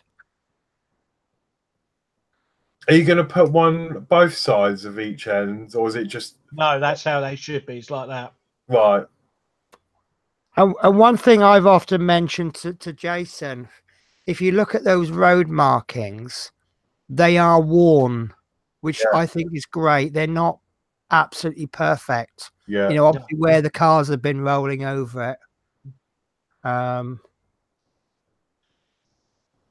So I'll just quickly answer this one. Love Minis. Hellboy should be coming within 48 hours. I'll show you that if you really want me to. We've only got about quarter of an hour left. And yes, I am still getting asset drop boxes. I nearly lost my subscription the other day because I got this email to say your payment has failed. And I realized I changed my debit card within the last month because I left it down the post office. So I cancelled it. So of course they were still trying to get payment from the old card. So I quickly updated that. Yeah. So that is that's shared by Jason. So thank you very much. And so if anybody can beat that diorama, I really would love to see that. It is amazing. That is amazing. I know I have to keep turning Jason off because it's not that good. It's not that good. It's very good. And Jason, you say you've never done anything like that before this build? Not really, no. Never. Ah, not really. No. I did the DB5, but that was just a tiny little bit of modding. But apart from that, nothing like this, nothing this big and this major. So if I said, if you want to do something like that, just give it a go. And if it turns out crap, just don't show it. Is that a fair statement? Yeah. You don't know what you don't know what's in you until you give it a go. I've often said I watch a streamer called Next Level Painting, and I got inspired by one phrase that he said over a year ago. I think he still says it regularly, and that's be brave. And that statement alone has improved my standard of painting so much, because my secret weapon with painting miniatures is I know how to strip paint off. So I will give it a go, and if it's really that bad, I can always strip it off and start again. So I'm now not frightened to have a go. And obviously I'm surrounded by a lot of people who are very encouraging, which I think that adds an awful lot as well. No, I think it's absolutely amazing. And do you know what? I would do something like that, but I haven't got the space to do it, unfortunately. Yeah, that is the problem. It's over 4 foot long, so it'll take up quite a bit of space, if you know what I mean. I am actually going to be doing a diorama with my Flying Scotsman, because one of the options you get with this is you can put a motor in it, which you can buy at a special discounted price, but it's a 10-year-old part work, so I'm probably not going to get that motor, so it's going to have to be a static display. So I think what I'm going to do is I'm going to buy some rails. I'm going to rust them up a little bit realistically so that the sides are rusty but the tops are shiny. I'm going to put like oil spills on the ballast in between the tracks, and I'm just going to do a very simple rail track with a bit of a verge on it. Nothing major, nothing to what the scale, the scope that you're doing. Steve Hyson, right, this is something I'm still getting my head around. It's O gauge, which I believe is different from O scale. But what it basically means is 12 inches is 9 mil. Let me find this out. It did say in the magazine, I think. So 2 questions. The motor kit, did you not get that with the part? Oh, it's an option. So a motor's a motor. So would it be a case that you could adapt it with a standard motor and a worm gear? I may be able to adapt it. It says here in one of the magazines, you will get the option to buy it in issue 5, and issue 5 is one of the sealed. Every single issue has still been sealed in the packet, except for 3 issues which had big parts, which he took out just to help with the packaging. So issue 5 is sealed. Right, O gauge. The model is 1:43 scale or O gauge. This is also known as 7mm scale, and is equivalent to 7mm to 1 foot. And it does also say, here we are, the actual locomotive is going to be 320mm long, and the tender is 185mm long. So, and I don't know if we're going to, you will be given the opportunity to purchase the items at a great price with this collection. See insert in issue 5 for details. But with it being 10 years old, it's obviously I'm not going to get it now. But if I can get something exactly the same, then I could put a motor in it. Do you know what though, Penny? I've just come up with a brilliant idea. Have you? If you can get that motorized somehow, whether you do it yourself or you manage to find the kit on eBay, you said you were going to do a diorama. You could then you could have obviously your set length diorama. You could then program Arduino to automatically make the train shunt backwards and forwards on the platform. Because Arduino, you should be able to change the polarity of the voltages. Well, I think you can do that anyway with. I can't hear you now because my speakers have gone off. Right, in the US O gauge. What I find interesting is where they say it's like 7mm to 1 foot. You're actually you're using a mix of metric and imperial there, which I find is interesting. But look, it's I'll tell you exactly where I'm up to. I have made the coming next week video, which I call episode -1, and that will be out on the 26th of April. And then what I find really nice about this, issue 1, you get a sprue. Oh, hang on, right. Issue 1, you get a like, I'm calling it a sprue. I can't remember what they call it, but you get all these metal pieces on one frame.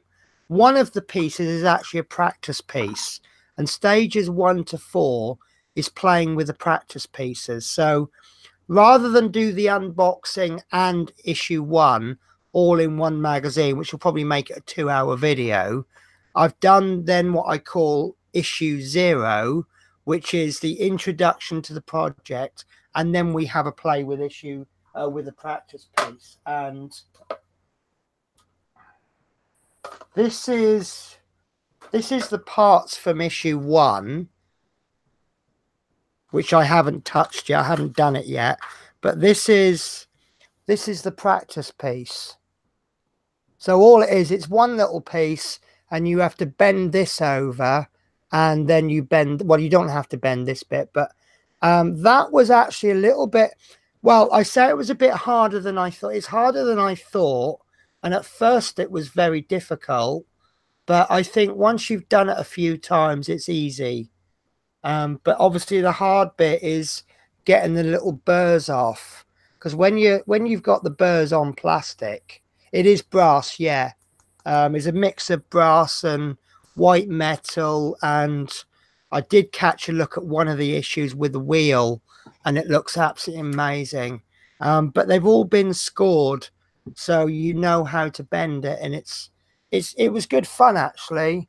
But it was something that I've never ever done before, so it was awkward at first. So, but I think that, like everything, the more you do it, the easier it becomes.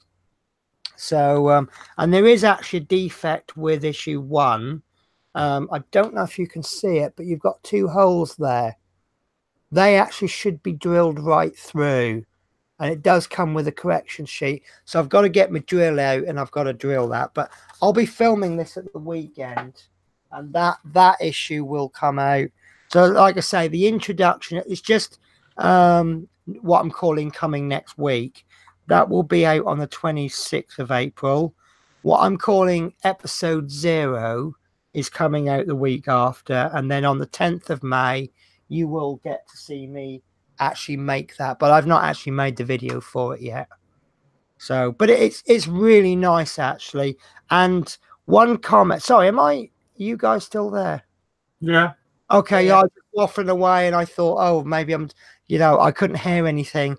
One comment that I've made on one of my videos is some of the old guys, some of the guys that have been modeling for a long, long time, will probably say this is the way it used to be done.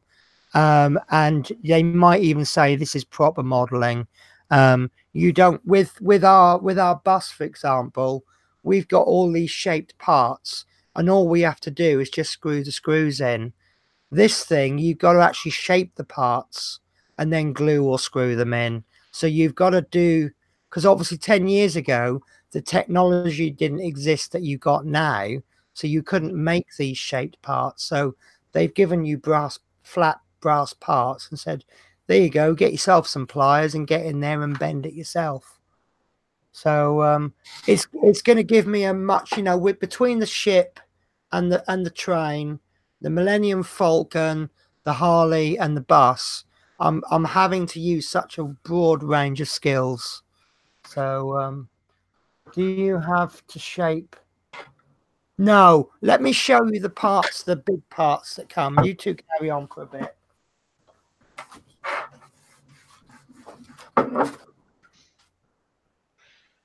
Sure. Oh, right, yeah. So I thought that was quite a good idea about the diorama, though, don't you think? So we can program. Bringing a cup of tea. Yeah. Program the Arduino in and. Right, this is issue 2. This is a very ugly footplate. So obviously things will get attached onto here, and you can kind of see where the wheels are going to go. This is issue 17. The eBay seller was brilliant. I couldn't have planned for a better seller. He's so much care and attention gone into it. But this is obviously the boiler tube, I think it is. Oh God, that's full of static. Oh wow! So you can sort of start to see the length of the locomotive now, can't you? I mean, it's not massive. It's not on the scale of the bus, but it's not tiny, is it? But No, it's really good. good. About gauge, is that about twice the size of double O or HO gauge? Yeah, the HO's the smallest one, isn't it? Yeah, well, N is the smallest, isn't it? Let me have a look at. I absolutely love your messages come up for review. Oh, that's beautiful. So let me allow that. Oh, you've already allowed it. Yeah, I absolutely love trains. And then this is part 88. I can't remember what's in this box, but these are the three. Yeah, this is obviously something to do with the tender. Oh, Z is the smallest. Oh, Z is the smallest, but yeah, doesn't HO, doesn't that stand for half O? So that's going to be the roughly the length of the whole model, roughly. It's amazing. And so I love road model railways, and I did have one. I was planning to do it in the loft at my old house, but I had a lot of problems with the wiring, and I was very new, and I was doing a lot of research, but I couldn't actually find much about it. I think maybe I found it quite complicated to wire up because I bought all the extra track packs for it, tried to do a basic, layout. Yeah, I just couldn't get the train to run properly on any, because when you flick some of the points, it would stop voltage to certain parts, and I think it was probably so basic that no one covered how to do it, if that makes sense. Because I couldn't find anything about wiring a track. Right. So, and then I'm thinking maybe it's just so basic that no one's done a video on it. But I think with YouTube now, there's a lot of scope for covering the absolute basics now, isn't there? Yeah, I mean, I might find something now, but I just got a bit disheartened. I couldn't even get the thing to run properly, and I was like, oh. And not only that, you need permanent space, really, because I had every intention of doing all the landscaping and the all the details, but then I thought there's no point because it's not. It depends what you want out of the hobby. I mean, I had friends as a kid who had train sets, and then they would, on a Sunday morning, they would set the track out on their carpet bedroom floor, and they would run this train round and round and round and round. And I'd be insanely jealous that they had a train set and I didn't, and that was fine. And then you get the people that will spend hours doing dioramas and painting stuff, and help me out here, Love Minis. You might know this. There's a guy who does scenery. He's a guy, I think he's New Zealand or Australian. I want to say Tau something. And he does, whoever he is, he does some absolutely amazing, absolutely brilliant stuff. He did a mine shaft, and oh, that's a good question, Trevor. Am I going to paint it in the original apple green or the late BR green? I believe this model is based on the model at the time that it broke, that it did the non-stop, and it went. It's because it holds two records. One is to hit 100, officially recorded at 100 miles an hour. There's a bit of controversy on that. Apparently, it's not the first train to have hit 100 miles an hour, but it's the first one that's been officially recorded at doing it, and it's the first one to go non-stop from Edinburgh to. That's the one, Luke. I can't read that because it's small, but Luke Tarrins or something like that. I'll do some homework. I'll find some of his links. But he is absolutely amazing, and he makes it look so easy. So yeah, it's because I've been reading some forums, and I'm gonna have to have a look at this again. Apparently, it had a special tender that had a corridor in it, and that was how they were. I think this is the one with that corridor. Because looking at that, it looks like there's a little door there. Don't know if you can see it. Yeah, just in the middle. In order to do an 8-hour run, you needed that corridor so that the crew could swap over so they could do shifts, because you couldn't run a train for 8 hours. So you'd have like 2 drivers and two firemen, or 3 firemen and 3 drivers, and then they would do a few hours, and then the next fireman would come in and replace them. Yeah, and obviously they need to be able to walk through to the carriages to a rest area, and that's the one it's based on, I believe. But I've only actually read the 1 magazine. I haven't even opened issue 2 yet, but I'm enjoying the articles. It's a really nice picture there. That was a clever tender. So yeah, and it's, yeah, so because apparently this was actually a Great Northern Railway train, but by the time it actually came into service, Great Northern Railway had been taken over by London North Eastern Railway, so it actually was built as a GNR train but became an LNER train, and then it was due to be scrapped when British Rail took over, but it was saved by some private buyer. So yeah. So guys, can I just keep you guys 2 talking for a minute, because I need to do the emergency restroom thing. Okay. So I'll leave you talking. I'll be back in about a minute. Okay.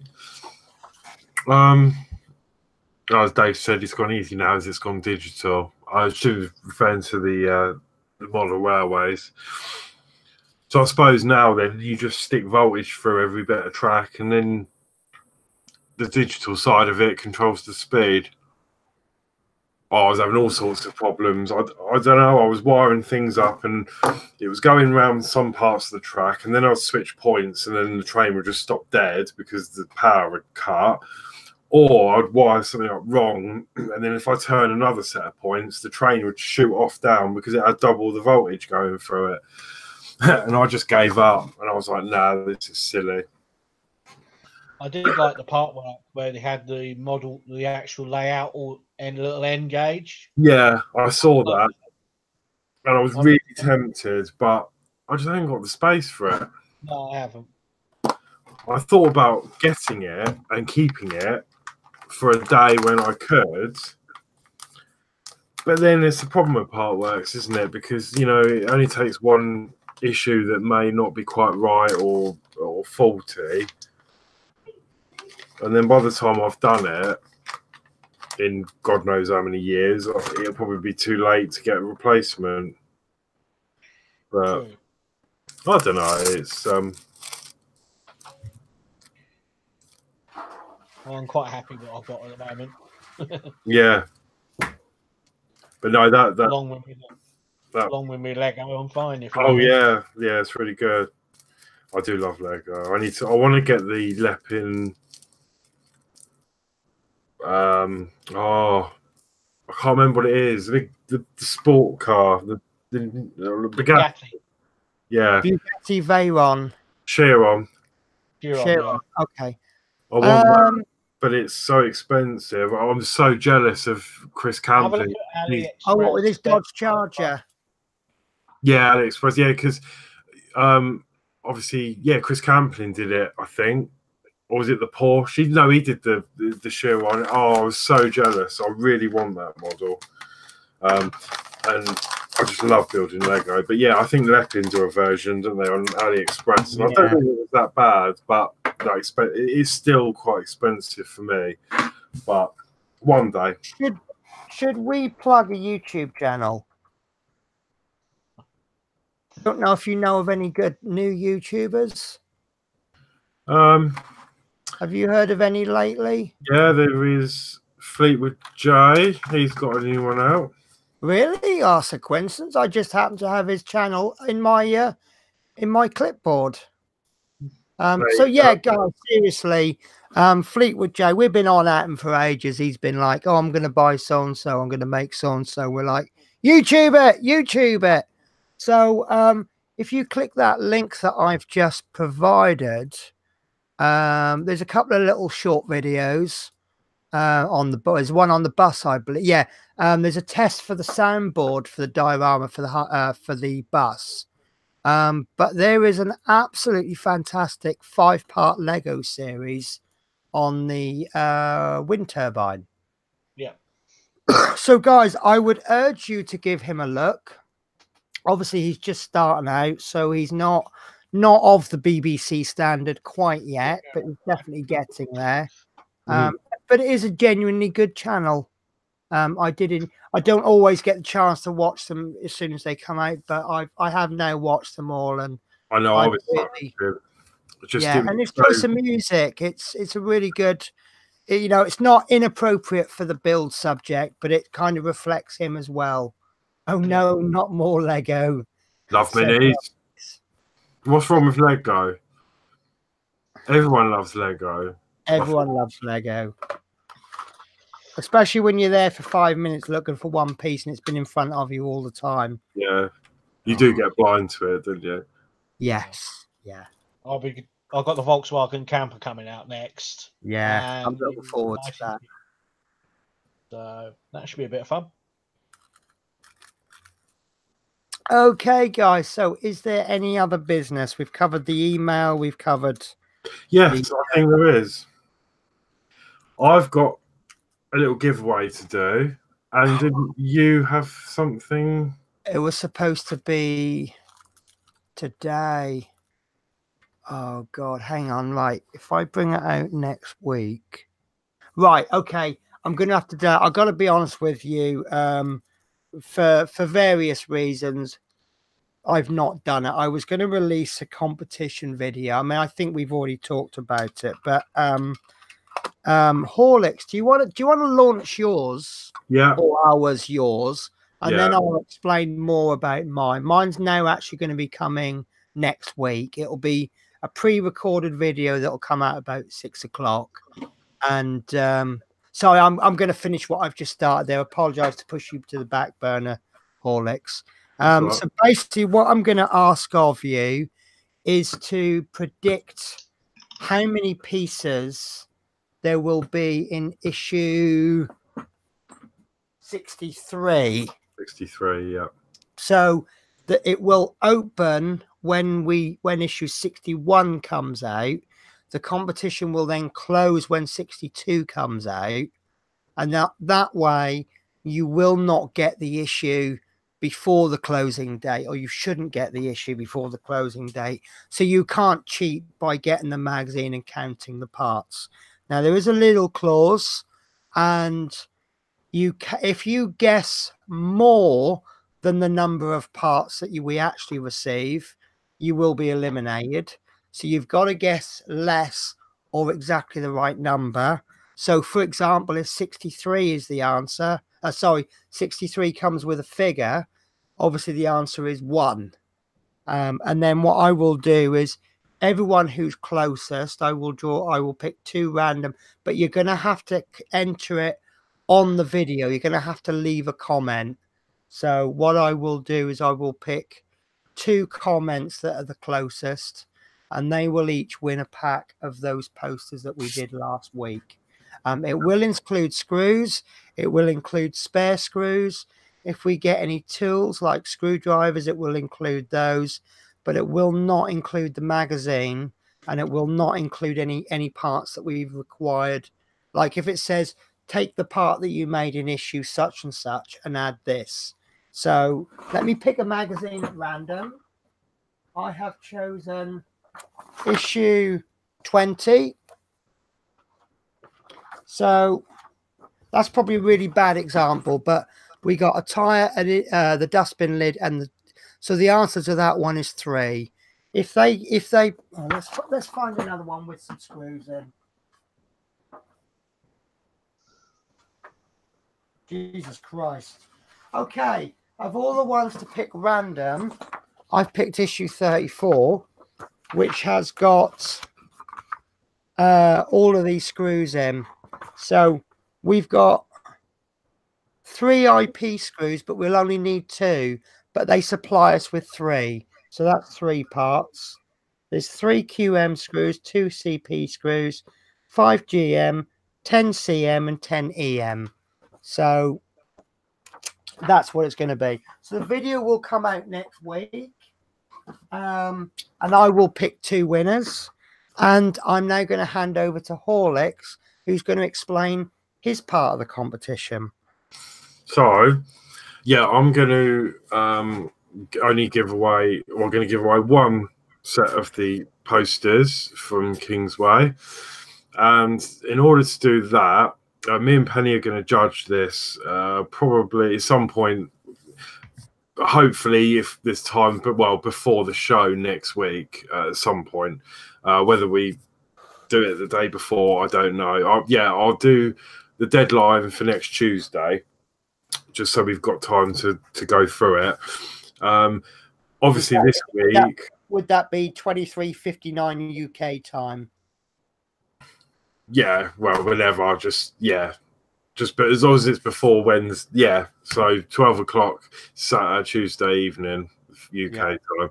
So this week we've had a model of the lady, the little lady sitting on the lady who sits on the rear bench. So I would like to know a name, a creative name, and a backstory to why she's on the bus, what she's doing, you know, as much detail as possible. And then, you know, it can be as wacky as you like. And then what I'm going to aim to do is have a look through them, hopefully with Penny, and then between us, we'll find the best one. And are we going to put a word limit? No, not really. No, I don't think. As long as it's not an essay. But don't make it wordier than it needs to be. Yeah, but just a nice story, backstory, to, you know, and a good name, and then we'll go through them and we'll find the best one, and then that will be the winner for my competition. So with your answers, just send us an email to routemastershow@gmail.com. I'll link that in a sec again. And yeah, we'll just put in the subject old lady competition. I think Love Minis has just won it already. She is afraid of Penny the bus driver. So yeah, no, when you send an email through, if you want to enter, just put in the subject old lady competition, and then just write a name, and then obviously your little backstory, basically. And then obviously, because sometimes I get a little bit confusing with, because when you send an email, I think we normally see your real name or your name. So if you could just link your YouTube name in the email as well, so we know who. Yeah, just put a name that you'd like us to refer you to, because obviously if your name is Jennifer on YouTube, we don't want to call you Fred. Yeah. So I've just linked the email address again. But yeah, just you got till next Tuesday. Email is it routemastershow@gmail.com? Yeah. Wow. What an appropriate name too. The routemastershow@gmail.com. So as I say, no mega rush, but if I can get all entries in by actually, I'm going to change the goalpost. Please, can you send them in before Monday midnight UK time, because I need time to go through them. I can't really be going through at midnight on Tuesday. So Monday, please. Monday midnight. Would anyone need more time than that? Is that what you'd say everyone manage? Yeah, because we've got Thursday, Friday, weekend. Yeah, should be okay. So homework for everybody over the weekend. I'm quite excited now, especially with Gordon Brooker saying, great idea, Horlicks, the challenge is on. Yeah. So, just thought it'd be a bit of fun, and it'd just be nice to see what people think, and be really good. And then obviously the winner, we decide, it'll be a joint decision between myself and Penny, and then we will, one winner will win a set of the posters. So what I shall do is I'll order them and I'll take your address, but we'll sort that out near the time. I think next week would be a good time to announce them as well, because it looks like it's going to be a fairly short issue next week. Yes, so that's next. So this is what we're going to be doing next week. Yep. Which is they're going to supply parts so that you can start to assemble to top steps of the staircase. Doesn't quite sound right, does it? We supply parts so that you can start to assemble to top steps of the top steps. Yeah. Well, listen, I mean, let's be fair here. Hachette haven't made an error for a few weeks. They're overdue for one. So yeah. And I've been reading a lot in the Facebook group, which I'm also going to plug. I'll see if I can find that link. The link is in the description, actually, but I will find it anyway. I'm sorry, I have not planned to do. Well, I have planned to do it, but so yeah, in case you didn't know, we have a Routemaster group. Now, in this Routemaster group, you can basically, it's basically just a place with friends. And you can post anything you want, so long as it is bus related. It doesn't necessarily have to be build a Routemaster related. It could, for example, if you've got some information on Routemasters or buses or the way things were done, but you can post that in there. And I've forgotten why exactly I was. Oh yes, so in that Routemaster group, there has been some fantastic pictures of people who've gone out and bought the posters. They can't wait for the competition. They've just got to go out and buy them anyway. And they've been showing off their posters, haven't they? Yeah, it's amazing. So it's great. You know, we've all contributed to each other on how to just make your own build slightly more unique to you. Yeah, it's brilliant. And obviously, you know, say, you know, you're more than welcome, as long as it's bus related, to share your YouTube videos and all sorts. So it's just really good if you need. I mean, I post my YouTube videos up on there. Yeah. So yeah, I know. Obviously, if you Penny links this Wednesday night show on there as well when it's afterwards, so you can refer back to things. So if you ever get stuck on anything, or you know, you can take a look at multiple sources for that as well. I'll just go through a few things that have happened the last week or so. You'll notice there's a profile picture of a build. What we do is we invite people to post their pictures, and you can see here we've got a few pictures of. No, we haven't got a few pictures of buses. There we go. We have got a few pictures of buses now.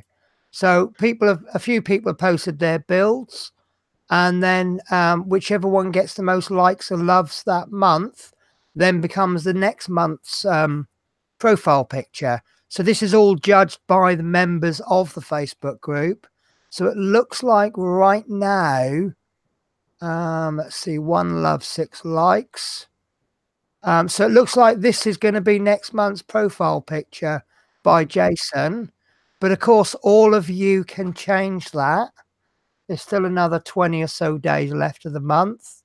So you can get your, although actually there's a really good one. That's Fazil, is it? Fazil, yeah. Yeah, so he's in the running there. So we chuck a couple of likes in there. He'll be in the lead. So yeah, we can get your picture as the profile picture for the month. So like I say, there's Ian's from last month. Let's see what else has been going on in the group. There we go. We've got someone really happy there. Mark Hunter is feeling happy because he's got more issues than the newsagents. That's always a good thing. We've got, oh, there we go. Peter Curtin is he's looking at printing off some posters. So that'll be good. That's all contributes towards the group. Oh, so very sad news there. Someone's had to stop building, so they've advertised their bus for sale. And also one thing I think is a bit of a piece de resistance. We do actually scan the magazines in. So if you want to go back through one of the magazines, maybe you've built it, but you've lost the magazine. So there we go. We've got issue 10. We only publish the instructions. We don't publish the articles. But you see there's the instructions for issue 10. And so it can go on. And I always try to make my weekly post advertising the show as humorous as I can. I don't think I did quite so well this week, but we open up a fine looking figure. Since we can't build anything, I'm going to be attempting the much awaited light mod. We've set up an email. Email your comments to Routemaster Show. Just in case we didn't mention it, we have an email address. So yeah, that's our Facebook group. So you are free to join. You're free to join any group you want. But we are rather proud of our group. We think not just the moderator team and the admin team. I think a lot of the members have actually put a lot of work into that group. So yeah, I think we've got a great. We've only got 88 members at the moment, but it's a month old. I think we've done really well there. And I did notice someone else has just asked to join, so I don't know if anyone's jumped on that before. I'll get the chance to, but. Yep. And what? Sorry, go on, Jason. No, I've just accepted him, so I've got one more member. And one of the things that I really like about the group is we've got a large admin team, and what that means is that if you get a member of the admin team who's a little bit, some groups out there, especially with like spotters groups, you get admins who are a little bit heavy stick, aren't they? But we've got enough admins now that, say, for example, if I get a bit power crazy, we've got 4 people that can just kick me back into touch. So that's something that I like about it. There's a Routemaster group out there, and apparently some guy had got kicked out of another group for calling a bus that wasn't a Routemaster. He called it a Routemaster, and the admin kicked him out of the group for it, which is a bit harsh, isn't it? Educate, not punish. So, right. So, is there anything else? Can you think of anything, Horlicks or Fleetwood? No, nothing for me. No, I think that's it. Oh, lovely. Right. So, obviously, Dave should have been on the show tonight. That would be his normal night. So, he's actually going to be coming on in 2 weeks' time when Fleetwood would normally be on. And then Dave will hopefully be on 2 weeks after that, which will be his normal night. So, does any of that make sense? Yeah. Good. Because it didn't even make sense in my head then. So, I've got lots of tidying up to do. What are you guys doing over Easter? Have you got any time off? I've got, all the bank holidays off. Well, you do anyway, because you do normal hours, don't you?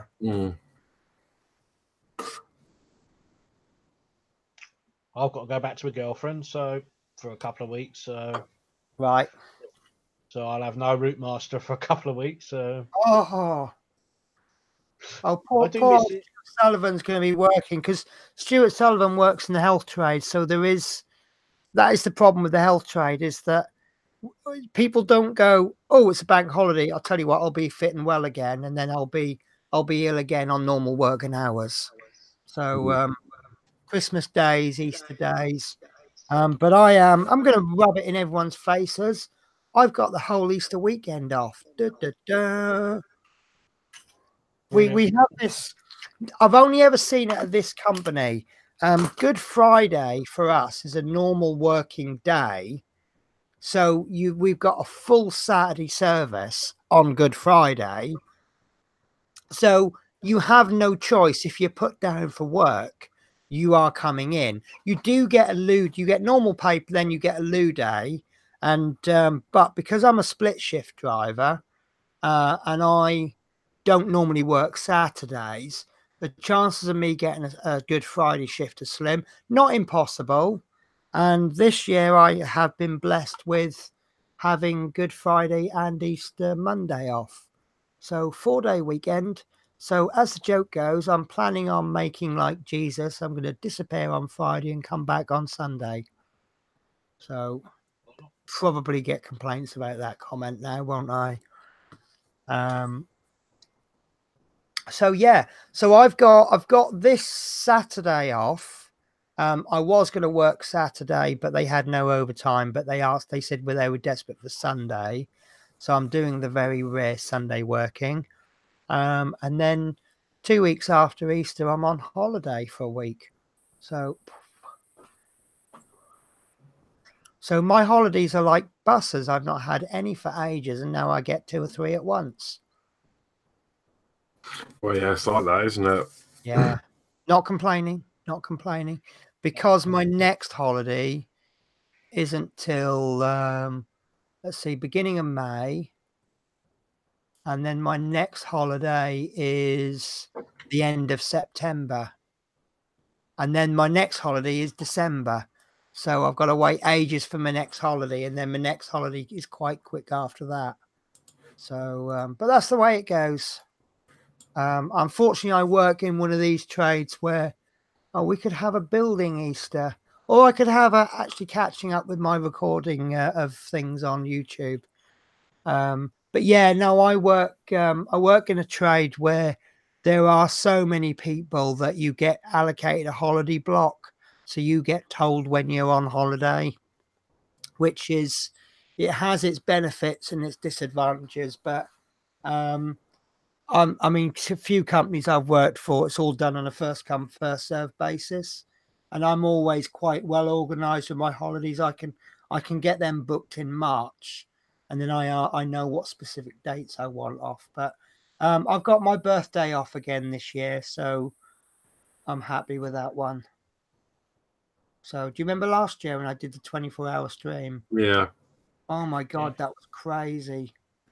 For those that haven't got a clue what I'm talking about, last May I did a 24-hour paint stream where I painted for 24 hours.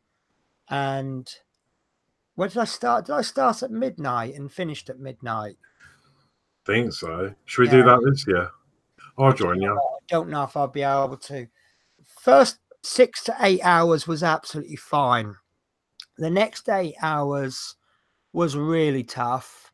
The next 4 or so hours was almost impossible. And then the last 4 hours, it was like I got so tired, I just suddenly woke up. But what was really funny was I started off with a clear desk. And then obviously as I used different paints, the desk filled up. And by the time I'd finished the whole stream, the entire camera shot was completely full of pots of paint. And it took me absolutely ages to sort all those out, didn't it? Mm. Right there, it was quite funny, but I still got 2 figures I paint. I'm a really slow painter, but this is actually one of the things I painted. It's a Warhammer giant, and I'm quite pleased with his trousers. You can't really see him too well, but I did him African skin tones because I kind of bottled it. I seem to have taken quite well to doing African skin tones, but what I can't do very well is Caucasian skins.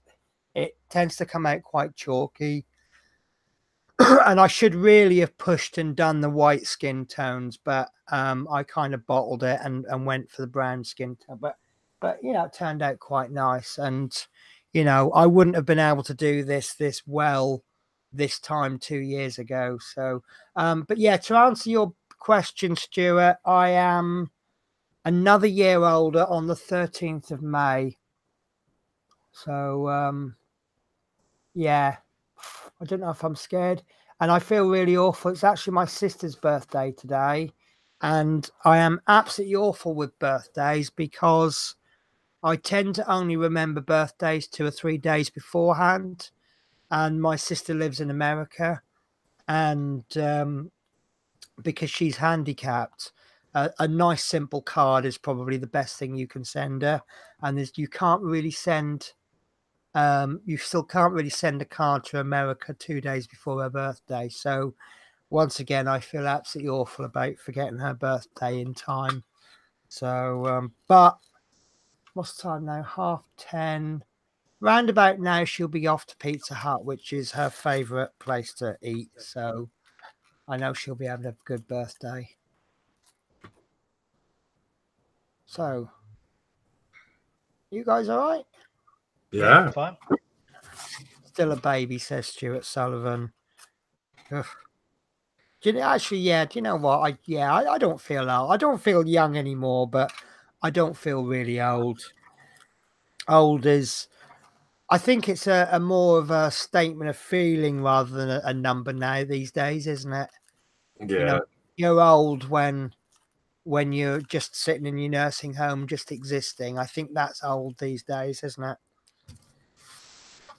If you're still doing activity, you're not really old. So, but that'll be a debate for another time, won't it? Right, guys. So, I am thinking of finishing the stream now, if that's okay with you guys, unless you've got something absolutely pressing. So I'm going to let these wonderful two guys who have really helped me out big time tonight. I'm going to let them say their goodbyes. Mr. Horlicks. Okay, yeah. See you later, everyone. Take care. See you all next week. And don't forget to send in your little backstories for the old woman. So looking forward to those. So, and it's goodbye from Fleetwood J. Take care, everybody, and I'll see you maybe in a month. Maybe, yeah. You're now going to be pushed back for a couple of issues, but then, yeah. So it's, but yeah. No, I really appreciate. The original plan was for us to have a go at this mod without you helping, because then it shows that it's a simple enough mod. But I think having you there has been really, really helpful, and no worries. I think we could have managed it without you, but I think it just made it so much easier and simpler. And obviously, you chucked in a few tips as well, which is brilliant. So thanks ever so much for turning up, and no worries. Also, most importantly, thanks ever so much to you guys. I don't know if anyone caught the viewing figures for tonight, how many watched, but even if it's just one. At one point, it was 44. Right. But that was sort of afterwards. Yeah, probably about 3/4 of the way in. So, I mean, I wasn't expecting millions tonight because there's not a proper conventional build. It's like there you go. There's issue 60. Right. Goodbye. See you next week kind of thing. Which is a shame, but it's actually a nice figure. I did jump in on the first figure and say I was really disappointed, and I think I'm now starting to look at the quality and what they add to the build. Maybe the first figure I was just disappointed that they're giving us an upstairs figure when we haven't even built it. But yeah, no, I quite liked it, and obviously we managed to get quite a bit out of it, especially with this competition. Yes, we did get a preview of issue 61, Chris. We are going to be starting on the top half of the stairs, the top bit of the steps. So that will give us a staircase all the way to the top, and then obviously that will enable us to build the rear platform, which is going to add more to the bus, and it might start to give us a sense of height. Obviously, those that know about buses can now visually in their head see what the height is going to be, but actually having the back steps on will give us a sense of height. So then that's it then. So Horlicks has just brought up the preview of next week. So I'll leave this on for a few seconds. And then we will end the show. Did I see your joke about pennies? No, I didn't, Chris. I'm sorry. Did I miss that? Let me have was it recently or?